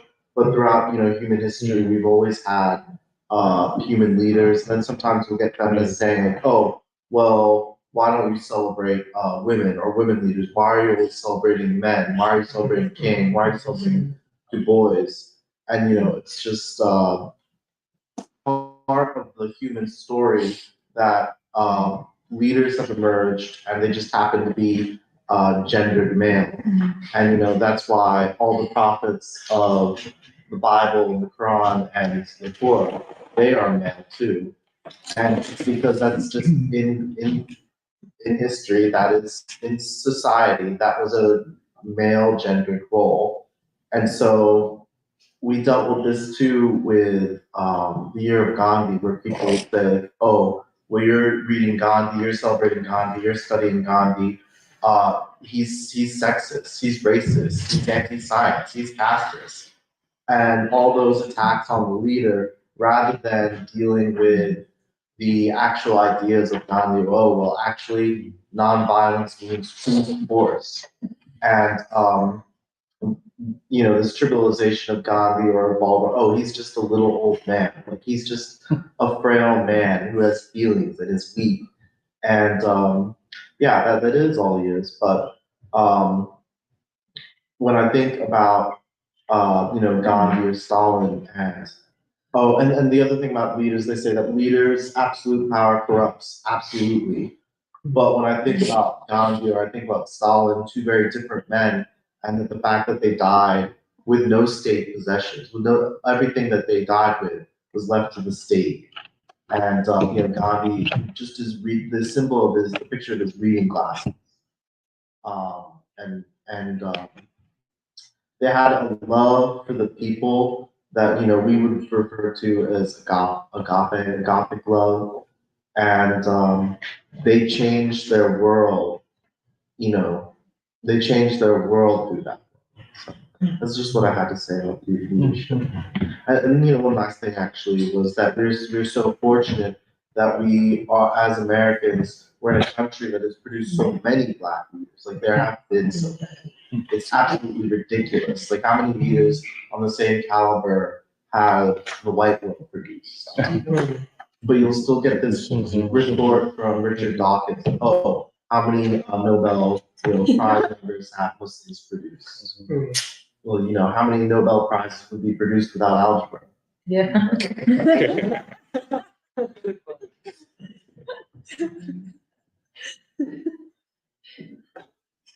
I guess I wanted to build on what Nathan was saying too.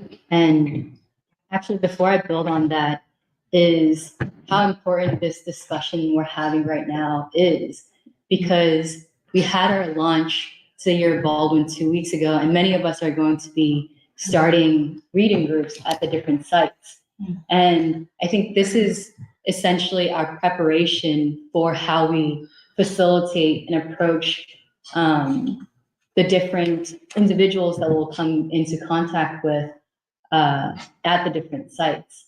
And because we don't have a quote unquote official training program, but this is essentially our training, which is how do we, what is the pedagogy? How do we interact with people? What is the James Baldwin that we're bringing to the people? And what is our vision and stance? And the reason why I bring that up is because I've been trying to understand this concept of a literacy campaign, how this year is going to be a literacy campaign, not in just the sense of reading and writing, and it doesn't exclude it, but what is a literacy campaign? And so I started going back to the Mississippi Freedom Schools of 1964, and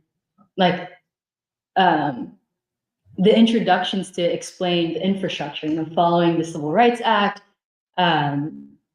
SNCC had this program in the summer of 1964 to go to the people and have these literacy campaign or freedom schools set up at various sites in Mississippi.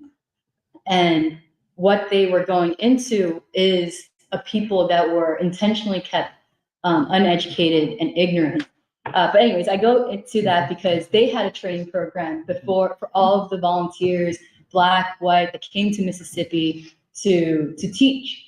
And they had a training program because they had to figure out what was it that they were going to teach these people. Well, who were the people that were going to come? Because initially the idea was that it would be younger people, but it was both younger and older people that had come and were interested. Thousands came to be educated. But they had this training program, and we've been talking about the Year of Baldwin for so long and preparing for the events, the reading groups or reading sites, which really are going to be the heart of the year. Every week or every 2 weeks, we'll be at each of these sites talking to people and hearing people, and sometimes not understanding them either. And part of it will be to understand what is it that people are thinking about? What is it that people are striving towards? And I think that's the part where the framing that Doc or Tony, as you're now known nowadays, is so important, because how do you approach people if your frame of people is working class or not, or like a capitalist mode of production, or it says not as simple, but if that's your only framing, how do you go to a mosque? How do you go to high school? How do you go to all these places talking to people when your frame is just a class conflict? And I think that's why it's so significant that you were saying that, these ideas or these themes of love, revolution, peace, and democracy add and fill that singular dimension. And I think it's because of this that we're able to go to these different sites and actually talk to people. When you say add or fill these different dimensions, could you explain that a little bit more? Yeah, I think because let's assume that the only thing I've ever read was Lenin and Marx, and not to diminish them, but how do I go to a high school in South Philly and talk to these young people about the violence that they're facing in their communities? How do I talk to them about what it means to be an American? How do I talk to them about what is the purpose of life and how they're wrapped in a single garment of destiny that is not only just war, but also peace? And I think that's what I mean, where if the only lens I have, and it might be reducing Marx and Lenin, but I'm saying that it's with King, it's with Du Bois, and it's with Baldwin, these concepts of love, these concepts of peace, these concepts of democracy and revolution, that I'm able to, well, I hope I'm able to, but I hope that I'm better equipped to actually go to these places and understand what it means to be human. And I do feel much more, even though it's something that will be new for many of us, I do feel equipped to go and have at least a starting point in which I can engage the people that do come to the different reading groups. And sorry, I lost my train of thought. Oh, right. And that I do think that builds on what Nathan was saying earlier too, which is why that is so crucial in our understanding of human beings, the complexity of human beings. Because that's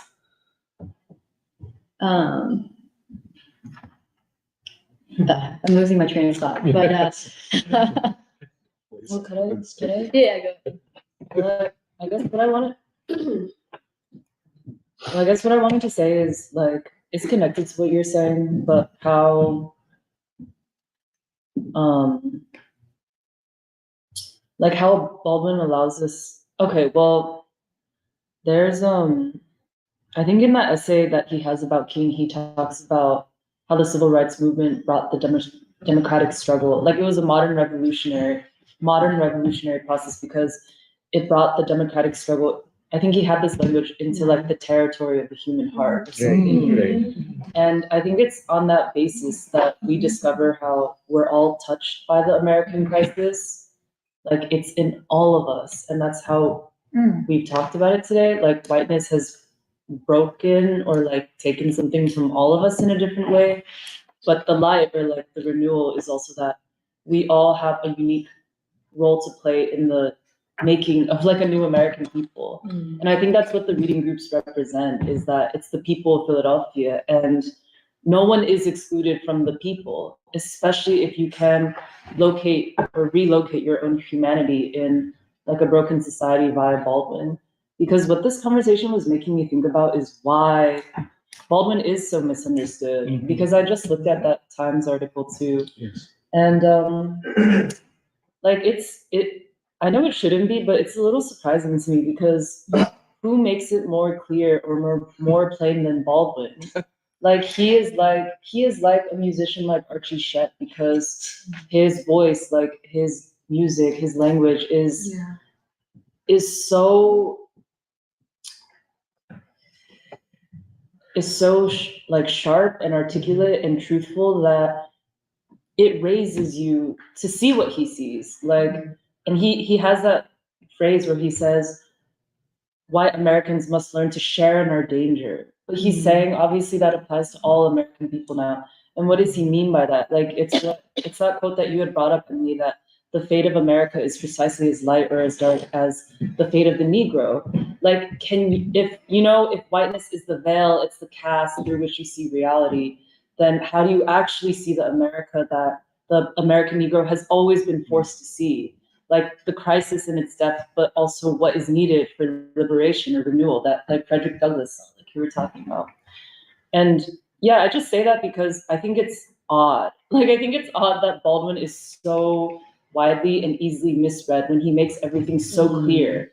Where I think if you went in as a blank slate, like tell me that would not raise you or change you. And I'll give one more example. I remember a year ago I was talking to like a really well-educated white friend, and she was saying that she had read The Fire Next Time, and her response to it was so surprising to me, because she said, I could feel the depth, and yet I could not at all locate my relationship to it. Like, which is exactly how they write about Baldwin in this New York Times essay, as if he's like a young Black boy that they can give a gold star and say like, hey, that was pretty good writing. Like, and it made me like frightened, basically, because I was like, don't you realize he's writing about you? Like but he's also writing about me, and he's writing about us. Right. Like he's writing about himself so that you can locate yourself through him. Like, and so I say that because I think it's a moral failure. It's a reflection of a moral failure or a moral crisis in the way the American people like see and think.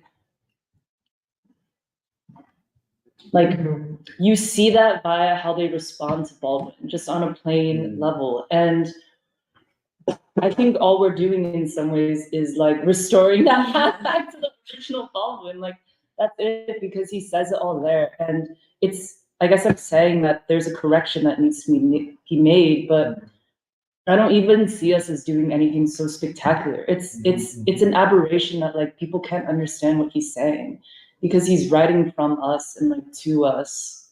So yeah, but it was just it's an aberration that they don't understand. Well, It's aberrant. It's abnormal that he's not understood. Is that what you say? I think so, because he's also a modern writer.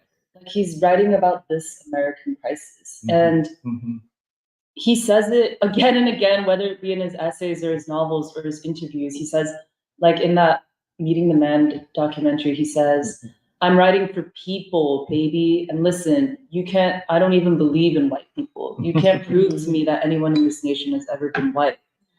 And so I think the task is, like, for me, it goes back to that phrase of to share in our danger? Like, how do you actually Right. how do you actually see the crisis as it is so that you can find renewal, like as it is to be found, and that's gonna be Baldwin, like for this modern crisis. Yeah, I also wanted to add because in some ways today's conversation and especially the revolutionary chronology it actually helped me better understand the New York Times article Yeah. because I feel like there is something essential in the formulation you're making, Doc, is that if you don't place the Black freedom struggle and figures like Baldwin and King and Du Bois and Robeson squarely in that that chronology that leads to the modern revolutionary process, you don't read him the same way.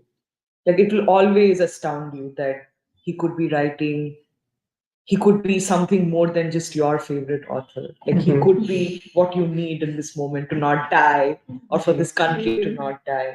But I think it's actually concretely tied to not recognizing that there is this chronology that which starts with the broadest emancipatory possibilities, and that the Russian Revolution, Do that one more time. You forgive me for interrupting. You say it begins with the broadest revolutionary possibility. yeah, emancipatory possibilities. Emancipatory. Yeah. Could you just Well, say a I'm little saying bit more that about not- the broadest? Well, I have many confused thoughts about this because I'm trying to work this out. Yeah. Because I also remember we were reading Lenin a while back, Mhm. and there was this one thing that I got stuck on because I think it's a difficult thing to understand, Mhm. but can also be formulated better for a modern time, which is the idea of the social consciousness and the social being, Mhm. where Lenin was making the claim that the social consciousness reflects the social being. They're not identical. And he gives examples that explain it, right? He says, so if you're a peasant and you're selling grain, right? So you enter into a social relationship with the market, but it's not necessary that you're conscious of what that relationship is immediately. So in some ways, it's almost like social consciousness trying to asymptotically reach an understanding of the social being. But then I remember when we talked about it, we said that, for instance, Du Bois would go even further and say that there's a dialectical relationship with the two. It's not that the consciousness is always trying to catch up. The consciousness also shapes the being or the becoming, that sort of thing. And I actually was thinking about this revolutionary chronology, but also the question of history and time very much as related to that question of social consciousness and social being, because in the I don't have the words for this, but in the process of becoming the being, so to speak, if you basically have to know what the trajectory has been. So where you start from and the path you follow makes a difference because it lands you at different places. And Could you say that? See, this is the point I was trying to make, and I did not make it right. that's how I got. Well, no, when you said how you begin can decide, how you see the origin can decide where you land philosophically and theoretically. Yeah. That was precisely the point I was trying to make, and hence the consciousness of the individual, let us say, thinker, is predicated upon how they see the origins of their being. Right. But No. Yeah. That's the point. That's what I'm trying to say. I didn't say it better. You said it better than me. Yeah. But I mean, what Michelle was saying, I agree. When I first read that article, I was like, wait. The New York Times. Yeah, and other stuff, right? Like all the podcasts there are and all of that. Some of the documentaries that we've seen, some commentary. It's always that how can you get like the least? Like there's so much and you get the least, right? Not the most. Not the most, always the least. And but then a lot, I mean, part of it is intentional, but part of it is also because of this flawed, Chronology. Chronology, I would agree. Oh, I'm sorry. I don't need to. No. I'm done. This is the point. This is the point I'm trying to make. Yeah. That if you get the chronological historical trajectory wrong, you can never understand Baldwin. He will always, all of them will be a trivial, not quite a footnote, but nowhere near a major thinker. And this is what Michelle is saying. You know, frankly, from an intellectual standpoint, I would agree with you. It's a kind of an abnormality, even a type of pathology. If you read the article in the New York Times, which at one point looks like a Wikipedia thing on each of the novels, you know, but. Can I? Yeah. Go, you go ahead. No, what you guys said also reminded me of something, which is that when I had first started reading James Baldwin for real, like because of the free school a couple years ago, I remember one of the first questions I asked was actually what produced James Baldwin, because he's not equivalent to the other Black writers that he gets booked at. Grouped with at the bookstore. And I think intuitively, like by moral instinct, I think you can actually pick that up because he writes with authority. Like he writes with human authority and he's speaking to like an immoral nation. And I thought that question was important, like what produced him, because it was clear that something had produced it. You know, like and I'm it's making the same thing that produces Baldwin, the same thing that produces King. They are all going back. The same thing. That's enough. I was trying to make these points. That's what I'm saying, but I didn't do it well. I guess I'm saying. No, you did it fine. Yeah. No. No, I guess I say that to say, like, I think if you can't pick that up, the question is why. Because I'm saying that I didn't necessarily start with a broad knowledge of the trajectory that he came out of, but I knew that it must be there somewhere if I believed what he But you have to go back to the anti-slavery to make sense of them. Yes. Without that, then that's what I was trying. If it is the Russian Revolution that begins the epoch, then where are these Black people then? Yeah. Because their consciousness does not begin there. Theirs begins with the failure of the Second American Revolution. And why are we not free? And then the whole intellectual project is designed around why we are not free. Right. And how will we get free? Is that a trivial matter in the world historic movement?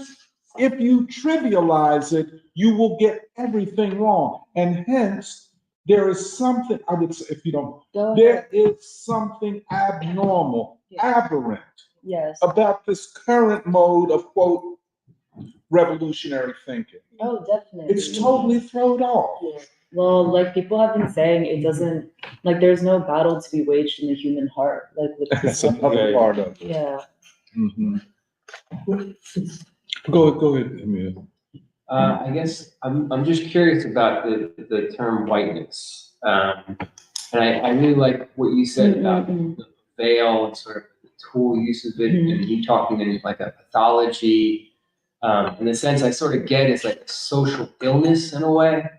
But like, you know, obviously we talk about the force and the idea and that dialectical relationship. But I guess I want to get more of a, maybe it's hard to say this, but a more concrete understanding of exactly precisely what we mean when we say what. Wait, could I answer? Sure. Okay. Well, I've also been thinking about this a lot, like because it's something that's been coming up in our reading group on Penn's campus, like a concrete definition of whiteness and what it means or what it doesn't mean, because it's obviously a phrase that is so cheapened, and I think people use it in like essentially an abusive or like a lazy way. But I found this interview by James Baldwin a couple weeks ago, and it was toward later in his life, from 1979. And you could tell it was later toward his life because he was speaking in like an even sharper language. And I really like his definition of whiteness in that interview, where he says, let's be clear, whiteness is only a metaphor for power. He said, I think the whole concept of race has seen its day. I think it has expired. And he says, whiteness is only a moral, whiteness is only a choice. To not be white is to be moral, to be white is to be immoral. Like, it's nothing but a metaphor for power. And then he says, you can't prove to me that anyone in this nation has ever been white. Like, people came from Europe, they came from wherever they came from, they crossed the ocean, and then they became white. Right. So he's attacking the idea of a biological whiteness, and he's saying it's a moral choice, No, I think he's saying it's not biological. And I also, sorry. Yeah, no, that's fine. No. So he's attacking the idea that there are white people biologically, which I think would be hard to argue that point. But that, so the concept we're talking about really is like a ideological pathology, this sort of kind of that plays into, because I think, why would someone make the choice to be immoral, right? Like, you have to have a. But isn't that the question? Isn't that- Isn't yeah. that the question? The question is, there is a history of people being immoral. Of Right, course, yeah. right. But why does someone make that choice? Well, I don't think Is they that a even, rhetorical I question? don't Is think that a they, rhetorical question of yours? Is it real, or are you actually asking why do people, why is there a history of white supremacy? Yeah, I mean, I guess I am asking the question, but I'm also thinking as I'm asking it, like, well, maybe people feel that they need to be safe, quote unquote, from certain things, which goes back to that quote that Baldwin talks about. We fear to take off the mask. Well, how does it go? We fear to live. Someone takes off the mask. that we fear to live without, but we know we can't live within. Something like that. Yeah. Right? that we fear we cannot live within, but no.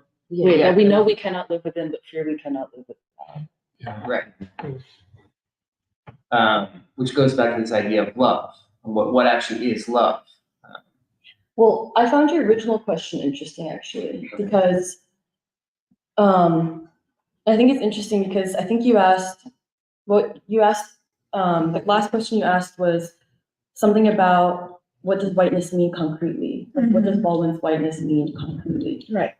And I thought that was an interesting phrasing because how could whiteness, what do you mean that, I guess, what do you mean? Because I don't think there's a separation between abstract or concrete. I feel like whiteness is whiteness is a standard that produces concrete consequences and concrete people, and is also an idea. So I guess I'm interested where the question comes from.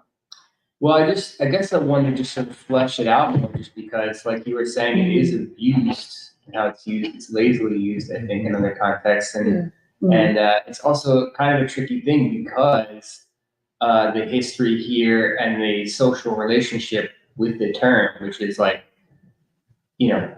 people. I wonder how many people often even really consider what they mean when they say they are white.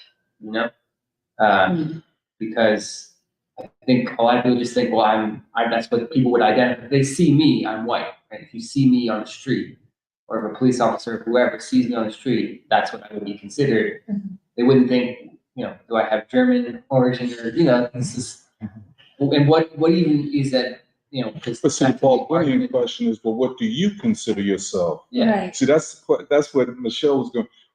In the conundrum of life in America, how do you see yourself, and how do you see the world? Do you internalize the white identity, or do you live in conflict with it? Well, I like the way you put that, because I would say I don't consider myself white, but I can't ignore the history and the social reality around me, which is something I'm conflicted with. In the same way, it's like, I don't consider myself like anti-Semitic, for instance, but I have been, surrounded by certain things and certain ideas that, same thing with racism. Like, no, I don't want to be these things, but I am in constant conversation with them, whether I want to or not, right? See, somebody else says, this is a very interesting navigation, and it's really Baldwin. Well, I think the question you asked about, like, why would people make an immoral choice is like a question worth teasing out, because I think the whole thing with growing up believing, quote unquote, like believing that you're white it leads you to say to yourself that you're not even making these choices. Right. Like you're just taking in the assumptions that have been placed before you, and you hold on to them because they're easy and they give you something that is not given to the majority of actually like the American or the world's people. And then like you become reluctant to actually give it up. But I think the task of someone who grows up this way is to like basically ruthlessly examine what it is that they think they believe, and then to make an active choice about who they actually want to be and how they actually want to live. And I know that something like we've talked about just through the years is this is easily something that I've had to struggle with also, like growing up as the child of immigrants, like growing up not Black. But I think it's on a whole different level for white people. Like that struggle is much longer and like more difficult. Yeah. Well, because I know other people have something to say, but I feel really passionate about this because like last week I missed free school because I was at my sister's bachelor party and it's gonna be awkward because my mom's watching free school. But well, because I actually would say that I don't think white people see themselves as white. They see themselves as people. That's what I think. I think white people do not ever have to assume am I white or not. They don't have to ask the question. White people just say, I'm American, I'm a person. And that is the point, I think, because there is a system, mentality system, whatever you want to say, sense of reality created where white people don't have to ask if they're white or not. They don't have to ask the question. It is a system in which why is it that it is Black people or non-white people who have to ask, who are basically faced every day with the question, because it is a white system where white people never have to say I'm white, they're just people, why is it that Black people must be Black and I am Asian or whatever? And I think that is the problem, because like everything people are saying is predicated on the assumption that white people are actually in conflict with something, but they're not. They're not in conflict with society because they don't have to be, because it's a white society. Well, in some ways they are, but they're not conscious that they are. I grew up, I can tell you my whole life story of I never had the tools to understand, like my parents didn't raise me with the tools to understand why I was so unhappy with myself. And it's emotional because my whole childhood was me in conflict with a society that I didn't realize existed because I was a child. So I didn't know why I felt so fat or why I felt ugly and why going to that bachelor party last weekend, I could feel it. I was like, I'm a leper. And I have the tools now to know that I'm not the problem. The society, the standards are the problem. And it is time, and that's why Baldwin says, he makes a point to say, white people have to ask the question, why did you create the Negro? That's not for me. I don't have to answer that question. You have to answer the question. And it's a question you never had to ask in the history of the whole world. It's the question of like, and it is a question it is true. Like I think white people in particular, or you can say Americans, but I do think it's white people or people who want to be white who have to ask the question and have to come in conflict with society and themselves. And it's the same way that, for example, with Palestine, you have to be able to say it's not about these poor Palestinians. When you look at what's happening to the Palestinians, that is a direct reflection of you, your country, your crimes. And the question is, you perhaps have not asked in the history of your whole life. And I feel like that's the point I want to make, because I think a lot of white people have never had to realize, look in the mirror, be like, oh, hey, I'm white. Because whiteness is the absence of being Black. And that's how I think that's what Baldwin says. Like, you never had to come in collision with society. I've had to come in collision with society. I know what it feels like. And that's why when I read Baldwin, it was so freeing. It was liberating to be like, I'm not the problem. There is a standard that my parents were not equipped to teach me. My parents were not equipped to me. They come from a country where it's just them. It's Chinese people who all look Chinese, and they were not equipped to give birth to me in this country where there's a color line and raised me with the belief that you're not ugly, you're not the problem. Everyone else, you actually have exactly something that other people can learn from. And I had instead my parents couldn't teach me it. And in some ways, like, it's Du Bois or King or Baldwin who had to teach me it. And it's very emotional for me because if I didn't have them, then like I know what I would become. Like I know what I would like be put into, because that's my sister's reality. And like that's my older sister. And so it's personal to me. So yeah, and so I know what freedom is, and I also know what imprisonment is. I know the prison of this society because I collide against it every day. And I actually have the tools and the mentality to not become a victim of it, but instead become an agent of change. To both love myself, to be able to change myself, or love myself to be able to love others and inject love into society. And that is our task. That's how I see the task. Like that's how I see the task of like liberating Baldwin so he may liberate people. Go ahead, Samantha. Yeah, well, I wanted to add to, And David, and then yeah, like in this question, I mean, Emily also brought up when we were talking about this, the idea of standards. And I think I'm also realizing through this conversation and, your initial remarks, Doc, regarding the chronology of how important the question of white standards is. And I mean, yes, like Baldwin does talk about, he does talk about challenging white standards, but I don't think I realized to what extent he's doing it, because he's really saying the thing that the essential feature of whiteness is the creation of standards that you don't live by. And like what is I don't think I think it's a deep thing to what extent this has percolated, because at the end of the day the question of standards becomes, of course, it is a question of power, and it leads to like whiteness as the ownership of the world, but also as ownership of history and of science, right? And I was thinking that this question of standards, and I mean, I think it's ultimately related to the question of internal and external contradictions. And this is how I think when you are talking about the crisis of the left today and how it's completely it's completely lost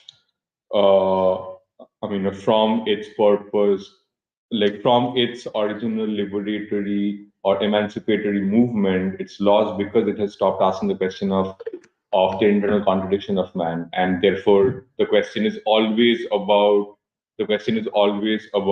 freedom from freedom from this condition or that, freedom from oppression, instead of the question of the purpose of man, which is what Baldwin is talking about. Like, yes, we are going to talk about democracy, but not as freedom from autocracy. We are talking about democracy as the freedom towards fulfilling the human potential. This is how Baldwin and Du Bois and all of these people talk about.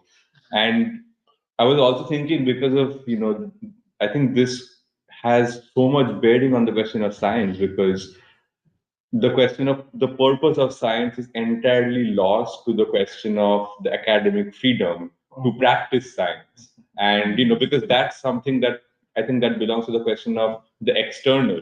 How can the individual scientist practice his science in a free way while he's funded by war? But we're not going to ask the question of the internal and difficult question of what the purpose of science is. And like, this has to do with the question of standards. And I was actually reading recently. I was reading Robson's Primitives once more, where he says this really beautiful thing that the heights of all achievements of man had been achieved by civilizations from Africa and Asia and all over the world, except that of applied science, which was left to the Western man. And then he asked the question that, having found the key, does the Western man have the strength to turn it in the lock? And having found the key, does he have the strength to turn it in the lock? And I think he's talking about, this is the question of the purpose. Like, what does science serve? Science serves humanity. And the question of whiteness, I think, is the roadblock between the object between the object of freedom and the means of it, because we are talking about democracy as not simply yes, it is a means of freedom, but there is a purpose of freedom. The purpose of freedom is for human, how you talk about the human struggle to be human and what it means to fulfill the human potential at this time for everybody. And I mean, to get back to the conversation that we were just having, it seems very clear that yes, whiteness is the choice to not look at oneself. I think it's the choice to look at the world's problems as something that's outside of you, and that you can help, and that you can help and solve, but not your own. Hey, can I just say one quick thing? Just because I really agree with what Emily is saying, that it's not just rejecting whiteness, it's also accepting blackness. In fact, even more overwhelming need for the latter as well as the former. But because this question about what makes people make immoral choices, it's something that we spend a lot of time thinking about, right? Even as a child, I'm sure we used to think about, why is there injustice? Why do they make immoral choices? I actually also think of whiteness being an impediment to reaching that human completion that Doc was talking about, because the logic of it, the way you think about the world, the way you think about yourself and your relations, both social and personal, it distorts it in some ways, where you don't no longer have the capacity to decide what's moral and immoral and decide what's wrong and right. So in some ways, I also see, making that choice, like Michelle was saying, Baldwin says, there are no white people. It's always a choice, and it's associated with power. And also what you said, safety, this idea that you can emerge unscathed, even if the world is burning, that what's happening in Palestine does not directly affect you. You can just have a radical position on it, but that's all that's required of you. It's not happening to you or your children. I think whiteness really distorts how you understand human beings, which is Baldwin's central concern, because he will even go as far as to say that nobody's wicked. Like, it's not like people are wicked when they do wicked things. And that's why what you have to remember is that it's not white people, it's that choice. And if that choice makes you unable to see what's wicked and what's not, what's right and what's not, that sort of thing. And that's why he says, at the end of the day, that is why you have to think of people as people. Right. Which is also what Doc was saying, this idea that you meet a person at that human level and see him in his potentialities and his contradictions. But anyway, I don't know how to finish that. I also want to know. Go. No, I just wanted to add one quick thing to what you were saying, because yes, while Baldwin talks about meeting people on the human level to see that nobody is really wicked, he also sees that nobody is really innocent in the sense, it's like the question of why people make immoral choices. I have made immoral choices. I think all of us have, and I think that's what Baldwin makes us free to see. Yes, people can be moral, but people can also be moral. People can change, people can change, and that's I mean, I really well, we will talk about it later, but with your interview also, how the idea of seeing Baldwin as something that frees us. I think that's really why we're reading Baldwin, because we are ready to be free. I think the people of Philadelphia are ready to be free, and this is how this is the purpose of reading Baldwin. Yeah, but anyway, go ahead, David. Sorry, bro. Welcome, David. I took a lot of notes. I appreciate everything you said. Try to make it simple. Most of my life, Muhammad Farrakhan teaches the value of language. And during the Seder today, President Farrakhan says the truth of what was said is free. What we do. I heard what you were saying about prison that we all live in every day. And sadly, the construct of freedom in America has become our prison. Because subconsciously, we have a war against who we're not, rather than who we are. Right? And you're always trying to measure up this invisible standard. When unspoken standard, it seems to exclude, right? And we seem like sometimes confident go along, rather than really being free to upset. But the most Black teachers knowledge of self is the truth. That's the more we know our origin, our common connection with one another. That helps. Going to the idea of whiteness. I heard Dr. Frank Press Wilson say one time that white supremacy is an idea. But she separated racism from white supremacy. She said racism is the tool of maintenance for the idea of white supremacy. So when you and I, the system that's made from the idea is made to maintain power. So when you accept white supremacy, you're accepting all the standards. You're accepting everything that comes along with standard beauty, economics, history, and you buy into the idea for the sake of money or going along for comfort, but just to have peace, to have tension in your life. If you go along with that, what's actually happening is you're buying into an idea that is wicked. But someone put that out. You didn't wake up one day and call yourself. That idea is already in the world move on. But someone put that into the atmosphere. And that idea is very dangerous. That we're not classifying each other. Right? I didn't call myself that. But I know myself as an Asiatic Black. But I didn't call myself. But just so we can get along, we can draw these lines and come together. I know who I am. So I would just say I like the way she separated it by saying that white supremacy is the idea. And if you reject that idea, now we can deal with racism as just a branch and not the root. And President Trump didn't invent racism. But it's like character, right?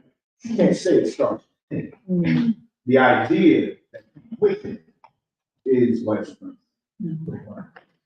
Thank you, David. Go ahead, Joe. And then Emil. I'll go after.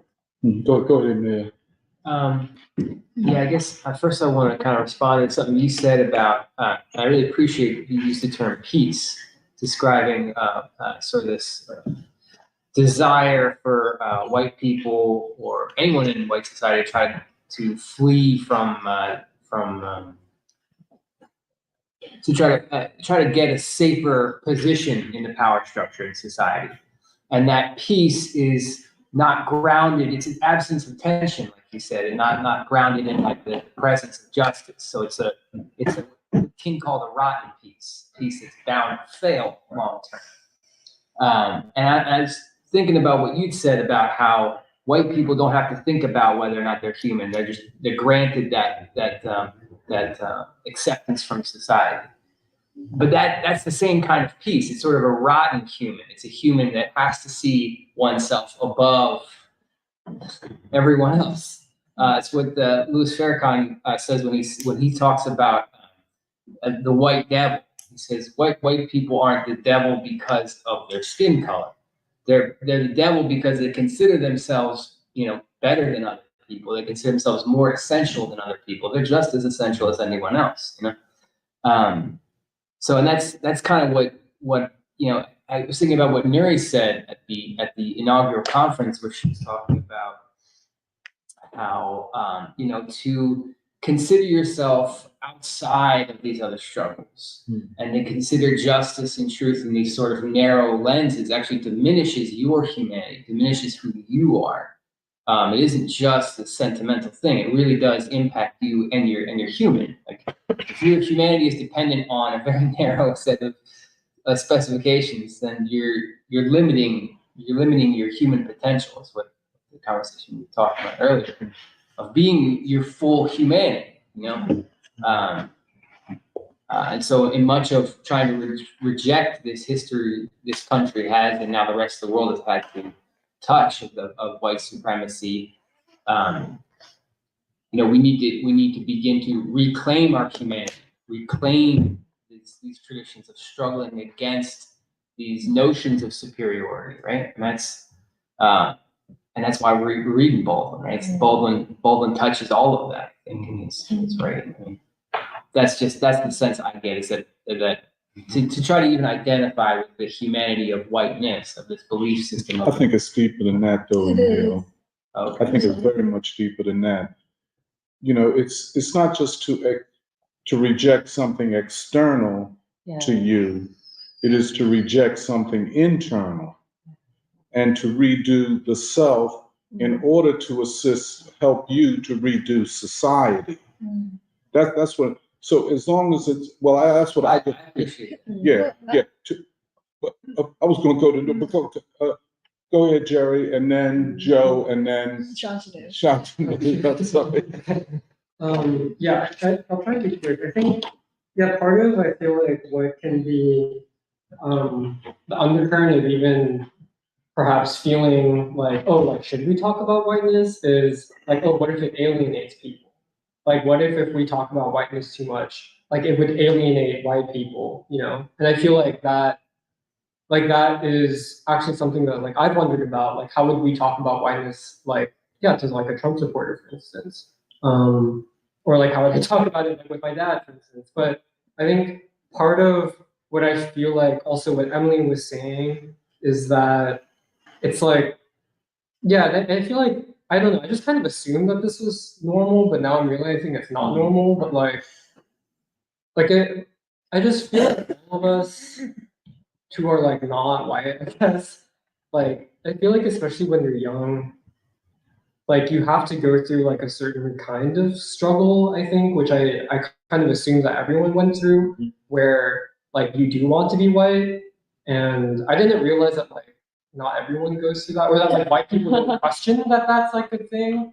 But I feel like, I don't know, yeah, growing up in like American society, like, yeah, that was something that I feel like each of us in some way had to like grapple with. And I didn't realize actually like, oh, maybe white people don't necessarily like grapple with that when they're younger, you know, or even just like in this country. And I feel like part of what is the purpose of like taking up the torch of Baldwin and also his formulation of whiteness, like in this moment, is that it's like, yeah, like there has to be almost like a very difficult and maybe painful like rebirthing process that I think all Americans have to go through, in which it's not just a question of like, oh, like, am I white or not? But like it is, as Emily said, like to enter into that space where it's like actually like, no, you have to engage, like enter into like a direct collision and confrontation like with yourself.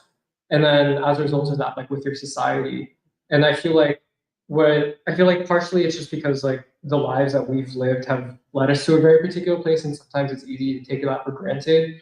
But I do think that for, yeah, like let's say like immigrants like myself, for instance, or like children of immigrants, yeah, like what we call the white vision or like the white standard of life is like, oh, like you can tell that society is pretty bad, but like I feel like even if it's not logical, like somehow I can make it out okay, and like I don't actually have to like deal with all these things. And it's almost like it's like a way of like Baldwin's thing. It's like a barrier against actual like reality, and like the reality of like how terrible America has become and all that stuff, and the fact that actually the only way to like live with yourself as a person is to try to actually change that society.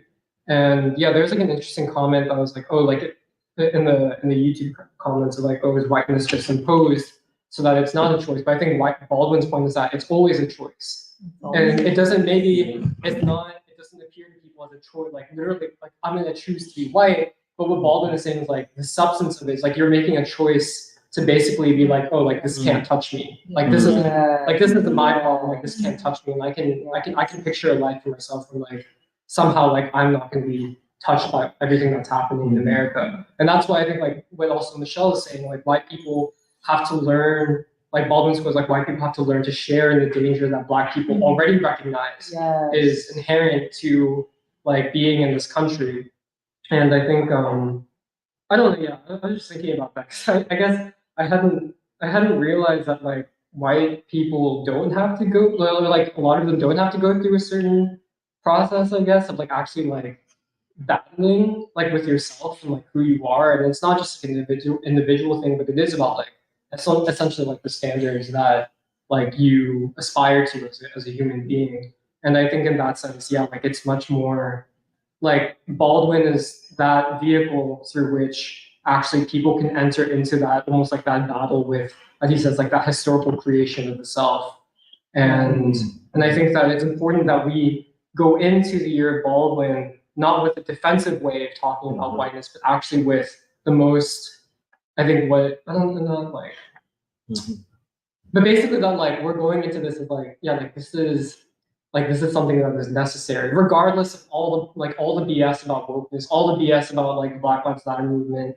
Like we have a confidence into like, no, like this is what it means. This is why it's important to think, like to actually like bring this into the dialogue of the conversations that we have with people, and to not be like, oh, like to enter into it with like a defensive mindset, like, oh, like what if we talk about whiteness? Like people don't understand what we're saying, or, like they don't vibe with it, or like they'll automatically reject it because they have all these assumptions. Yeah.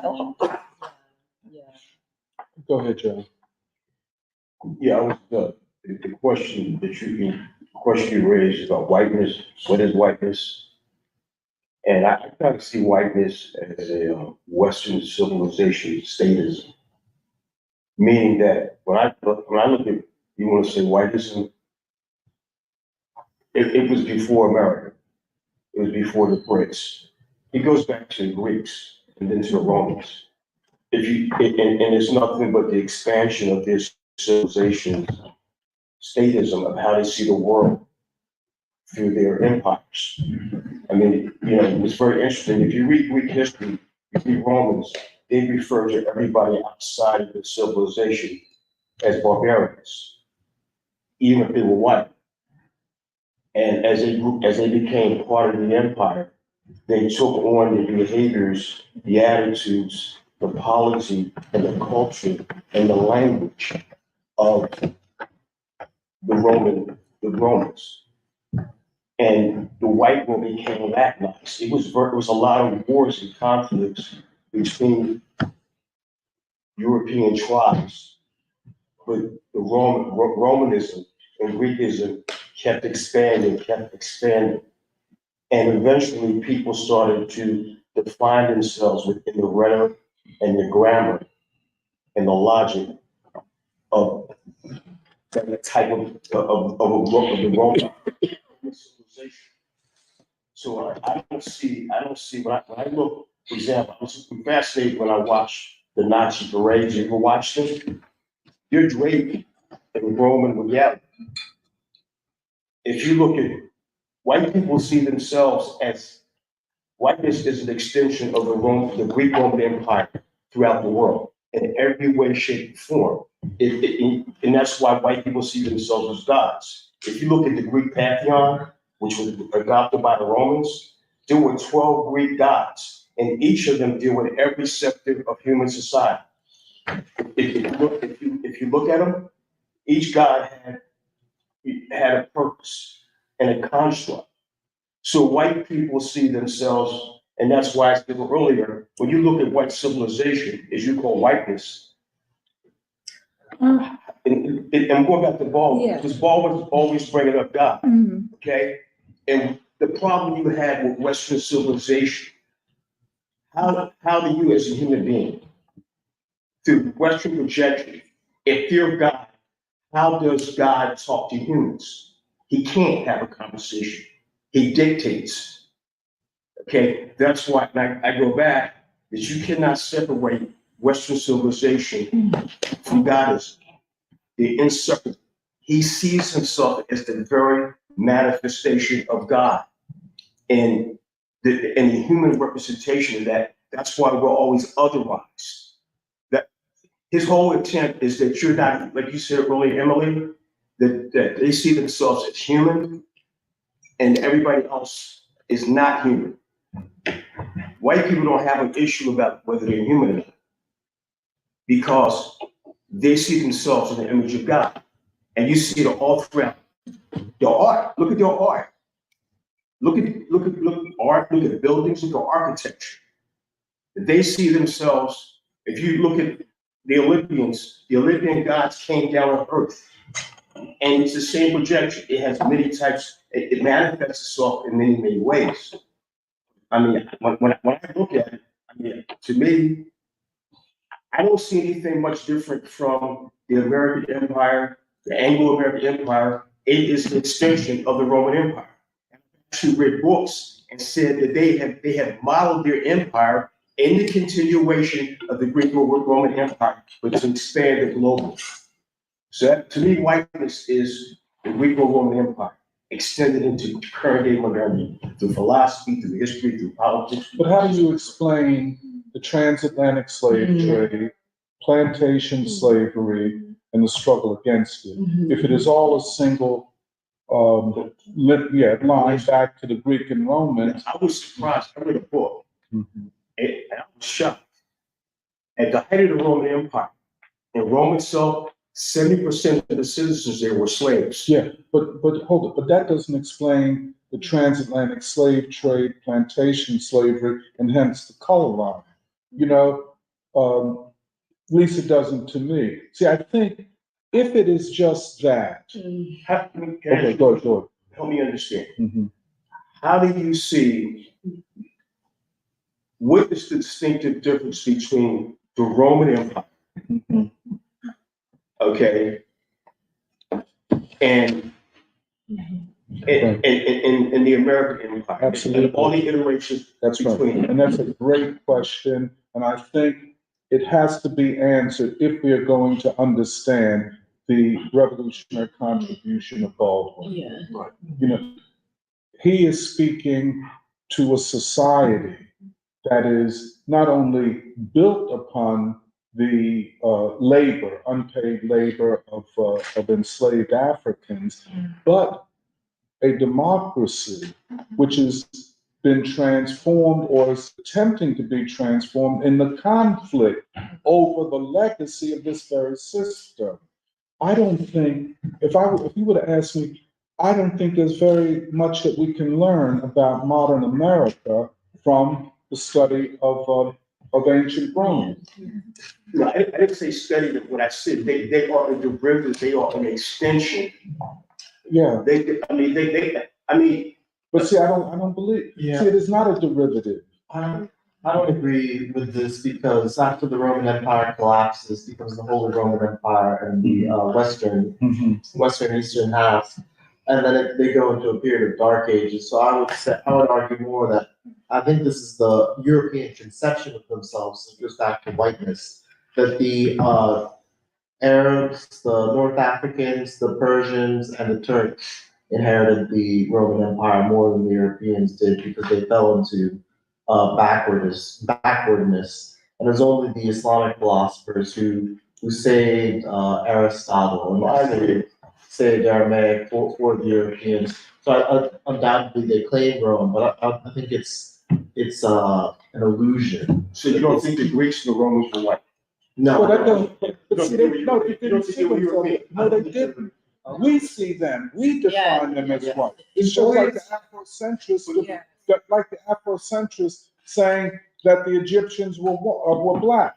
Well, maybe yes, they were African, but they didn't define themselves as black because the color line does not exist in every period of history. I didn't say the color. What I was saying, conceptually, did they see themselves as the extension of Rome? Oh, you talking about modern Europeans? The American Empire. Yes, no. Some do, but whether they do or not is not the question. It is a question. But how do we understand them? How do we understand this moment? That's all I would say. Yeah, for me, I was saying I see them as an extension of what has.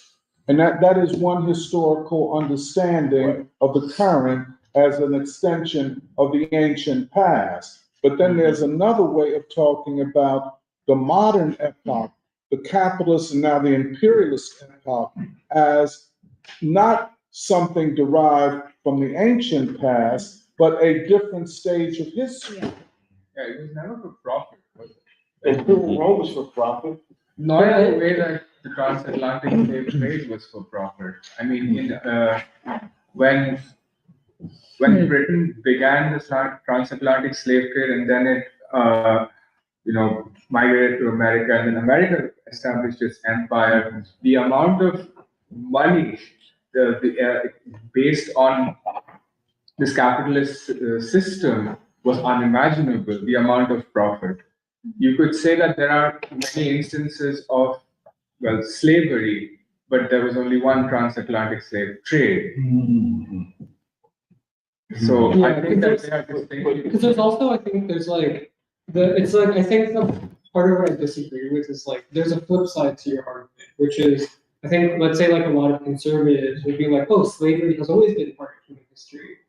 But I think that, as Shanti was saying, that ignores the fact that actually, yeah, as Jonathan said, like the invention of the transatlantic slave trade, while taking the form of older forms of oppression of feudalism, was a new invention that basically ushered in the modern epoch. And I feel like I feel like it's a mistake to be like, oh, it's all just the extension of the same thing. Because then it's like, what is history? Does history move at all? Or is it just like the same repetition of the same thing over and over again? And then like, if history is just a repetition of all those same things, it's like, yeah, like, is there even a path forward? And I think that's What do you do with a larger slave trade, which was the Arab slave trade, moved more people, more Africans to the east than the Europeans moved west? And that's a historical fact. I have to admit that. Well, I think the question right now is, but because the Arab slave trade and the European slave trade, they were actually interconnected through the Turks. Okay, so they were both collaborators in the African slave trade. Because now we have African intellectuals right now on YouTube talking about the extensive network of the Arab slave trade. sure, I think the question right now is whether or not the empire that comes out of a particular historical event is in being, and the empire that was generated after the transatlantic slave trade is in existence. We're not talking about an Arab imperialism at this point because it's not a historic fact. Right. Like at today's time, so we're not, this is not a course in No, I'm not the saying his. No, I'm just thinking about it in terms of this is not a question of like a historical study of the world and of every period to understand the details of every incident, but certain incidents have a different impact because they exist even today. So we care about the transatlantic slave trade because it generated a new kind of society. It was the first time that we had the idea of something called chattel slavery, where slaves to be made profit off of. This is a fundamentally new category that came into being. And this exists today when we have wage slavery in different forms, but it's still the same empire that exists today. And I think today there is this moment where we are hopeful. We have an immense amount of optimism that the American people are ready to change it. And this is not, this is why it's a fundamentally different question about why we talk about the transatlantic slave trade as opposed to slavery in every part of the world. And they're not equivalent. They've never been historically equivalent. But also this actually, in some ways, this completes, or I actually found this is good because it goes back to what Herba and Doc, you were saying about the origin, like understanding the origin of both the political crisis today, but also in some ways it's even identifying the origin of a certain modern era or epoch that must die and something new must be born. Because it's also in some ways identify the transatlantic slave trade. And this is what Du Bois says. I heard Jeremiah keep murmuring it, but this is like, it is true. This is what Du Bois's whole point of the world in Africa. Which is to say basically the whole conundrum of not just America, but the whole conundrum of like Du Bois is running from World War I. He's like, or was World War II? World War II, where he's like, everyone thinks it's the apocalypse because people are like, oh shit, like the Western world is ending. And Du Bois makes a point to say, don't just run around and say, fuck, everything's ending. Identify where the conundrum comes from. Identify where the crisis comes from. And Du Bois says the blind spot of everyone is that the whole crisis, world crisis, not just American crisis, starts with the transatlantic slave trade, which is to say the whole world revolves around what you did to Africa. And then Baldwin would say, are you going to ask yourself, yes, what did you do to Africa? And what does that do to yourself, what you did to Africa? And so, because this also goes back to the Russian Revolution, because there's a way of viewing the Russian Revolution as just a European revolution. Exactly. But actually, in some ways, the whole point of originating with the transatlantic slave trade and Du Bois is to say that actually, in some ways, the Russian Revolution is not really so European, and even Putin today is not European, but there's something Asiatic in it. It's a reflection of like, and actually the whole world dynamics and forces, anything from BRICS to the rise of China to the like complex, decisive turning point of India to like Latin America, and then especially the American people. It is not at all, actually, in fact, unfortunately, I'm sorry, Europe, but you're kind of fucked. Like Europe in some ways is a little fucked because America at least has the presence of Black people. America has a revolutionary history and inheritance. Europe is screwed. Like Europe is actually low-key screwed, and they don't face it yet. Europe is its own thing. Like they've been donezo since World War II, and actually the whole world is already, for the past decades, has been marching despite all the resistance, despite all the counter-revolutionary measures of like America included, the ruling elite of America, in coalition with the Europeans who are screwed and know that.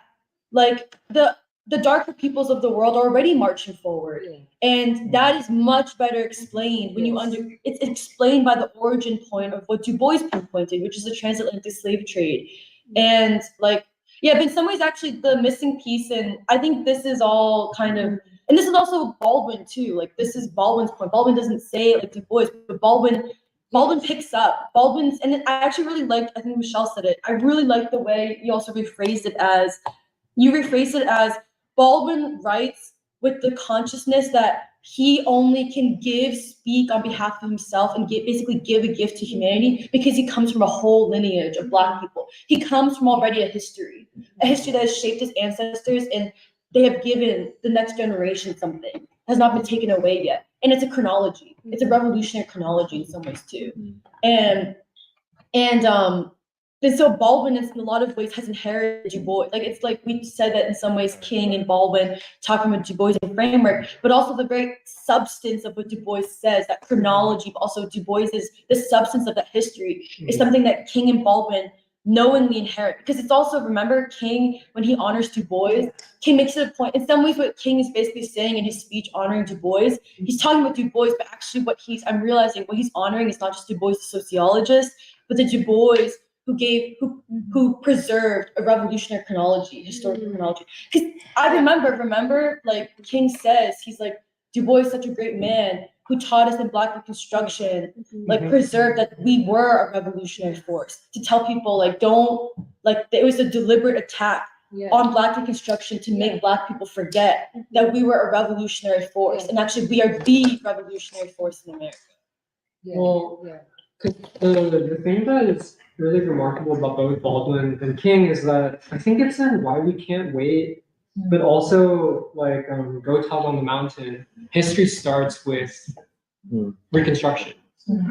Like Go Tell on the Mountain is like a genealogy, basically going back to Reconstruction. And then King, and I think this is Why We Can't Wait. He's like, the Negro has been through 100 years since emancipation. This is where history starts. And he's making sense of why are Black people ready for basically the responsibilities of engaging in a revolutionary struggle. It's because they're conscious of a 100-year history that goes back to emancipation. And I think that, and I didn't fully realize the significance of that until basically we started talking about it today.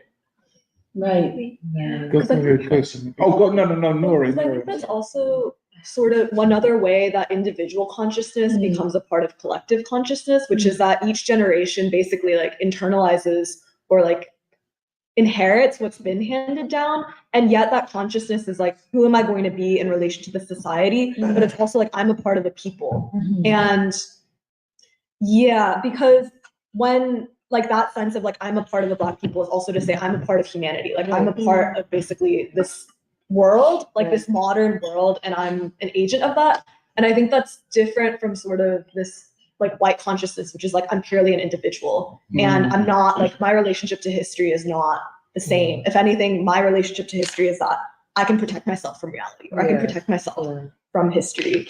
And I just think there's something that I'm sort of struggling with, which is that we talked about social consciousness as being like, you know where to locate yourself in history, almost like you know where you start, and because you know where you start, that's only how you can know like where you're actually going. And I think that that's also something that's different from maybe like the leftist consciousness, which is like, oh, like I'm conscious of like my place in material productions, or like I'm conscious of like my class position.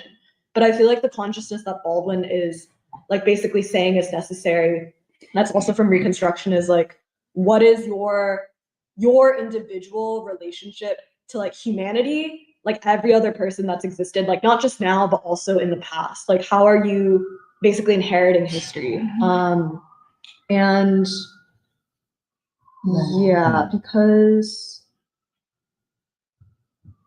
that way that conflict with society is also not just like you thrashing against society or saying like, oh, like this is immoral, like let me just die, or like, oh, like I can't live in this. But it's actually saying like I'm part of a larger fabric. And in some ways I think that's also the St. Augustine quote, like man is meant for more than just like conflict, like man is meant for God. Well, actually, no, sorry. I think no, what I was gonna say is actually this helps me make sense of. I think the question also, Joe, that you're asking is that like, what does your sense of history and the chronology of history define you? How does it? Because we're asking this question of, or we're talking about chronology because we're trying to understand what defines the civil rights movement, what defines someone like Baldwin and King, and therefore what defines us. Like, we're not just debating history here. We're trying to figure out like, what is our understanding of history and its events that also give us a path forward. And actually, it even makes me think about China and Xi Jinping, because, and actually how deep it is when Xi Jinping is constantly referring to the century of humiliation. He doesn't refer to thousands of years ago, the Qing dynasty or the whatever dynasties. He's defining China right now based on that century of humiliation, of colonization of the West, of China, where Chinese people were seen as backwards and uneducated and had nothing to contribute to the world. But now he's constantly saying, like, we are coming out of a century of humiliation. And that's significant because we're going to bring back China, rejuvenate China, give the Chinese people confidence, where at one time they didn't get to dictate what happened in their country. And I think similarly, that's what we're trying to do here for America. Like, what is the chronology? Where do we start to define the American people? And I think that's the significance of your introduction, and that's where we have to stay on point too, because there's so many different rabbit holes that we can go into history. I wasn't sure. His question was, what is whiteness? And what I was saying is continuation of the Roman Empire. And I'm going to end. The only reason I say that because I never studied your war colleges, the American war colleges. They have many in the United States, and it's all premised on Hellenistic, central political and military history in the construct of building it out globally. I was shocked when if you go to the military, like West Point, the Naval Academy, and you study, they have whole courses, it's all dealing with Hellenistic Roman domination and taking what they learned from the Romans. Well, I think that's why we're trying to define a new. So that was whiteness. He was asking what whiteness was. And I said, it's an ancient extension of the Hellenistic Roman Empire. Well, that's not even something I agree with, because how do you define something like Asians in the free school or? No, he said what was whiteness. And I think some Chinese people are also white. No, he was saying power, right? And it was, what is whiteness? Whiteness is power. And I was saying, when he was saying white people, where did it come from? I was explaining it come down from me. Can I I'm just going to, if I could just mediate this, because I'm not cutting it off. But no, because this is very important. I was just going to say, she raised the question, and Emily raised the question, and I guess Nuri and Jeremiah. Whiteness is a relationship to others. It is a social relationship. It is a civilizational relationship.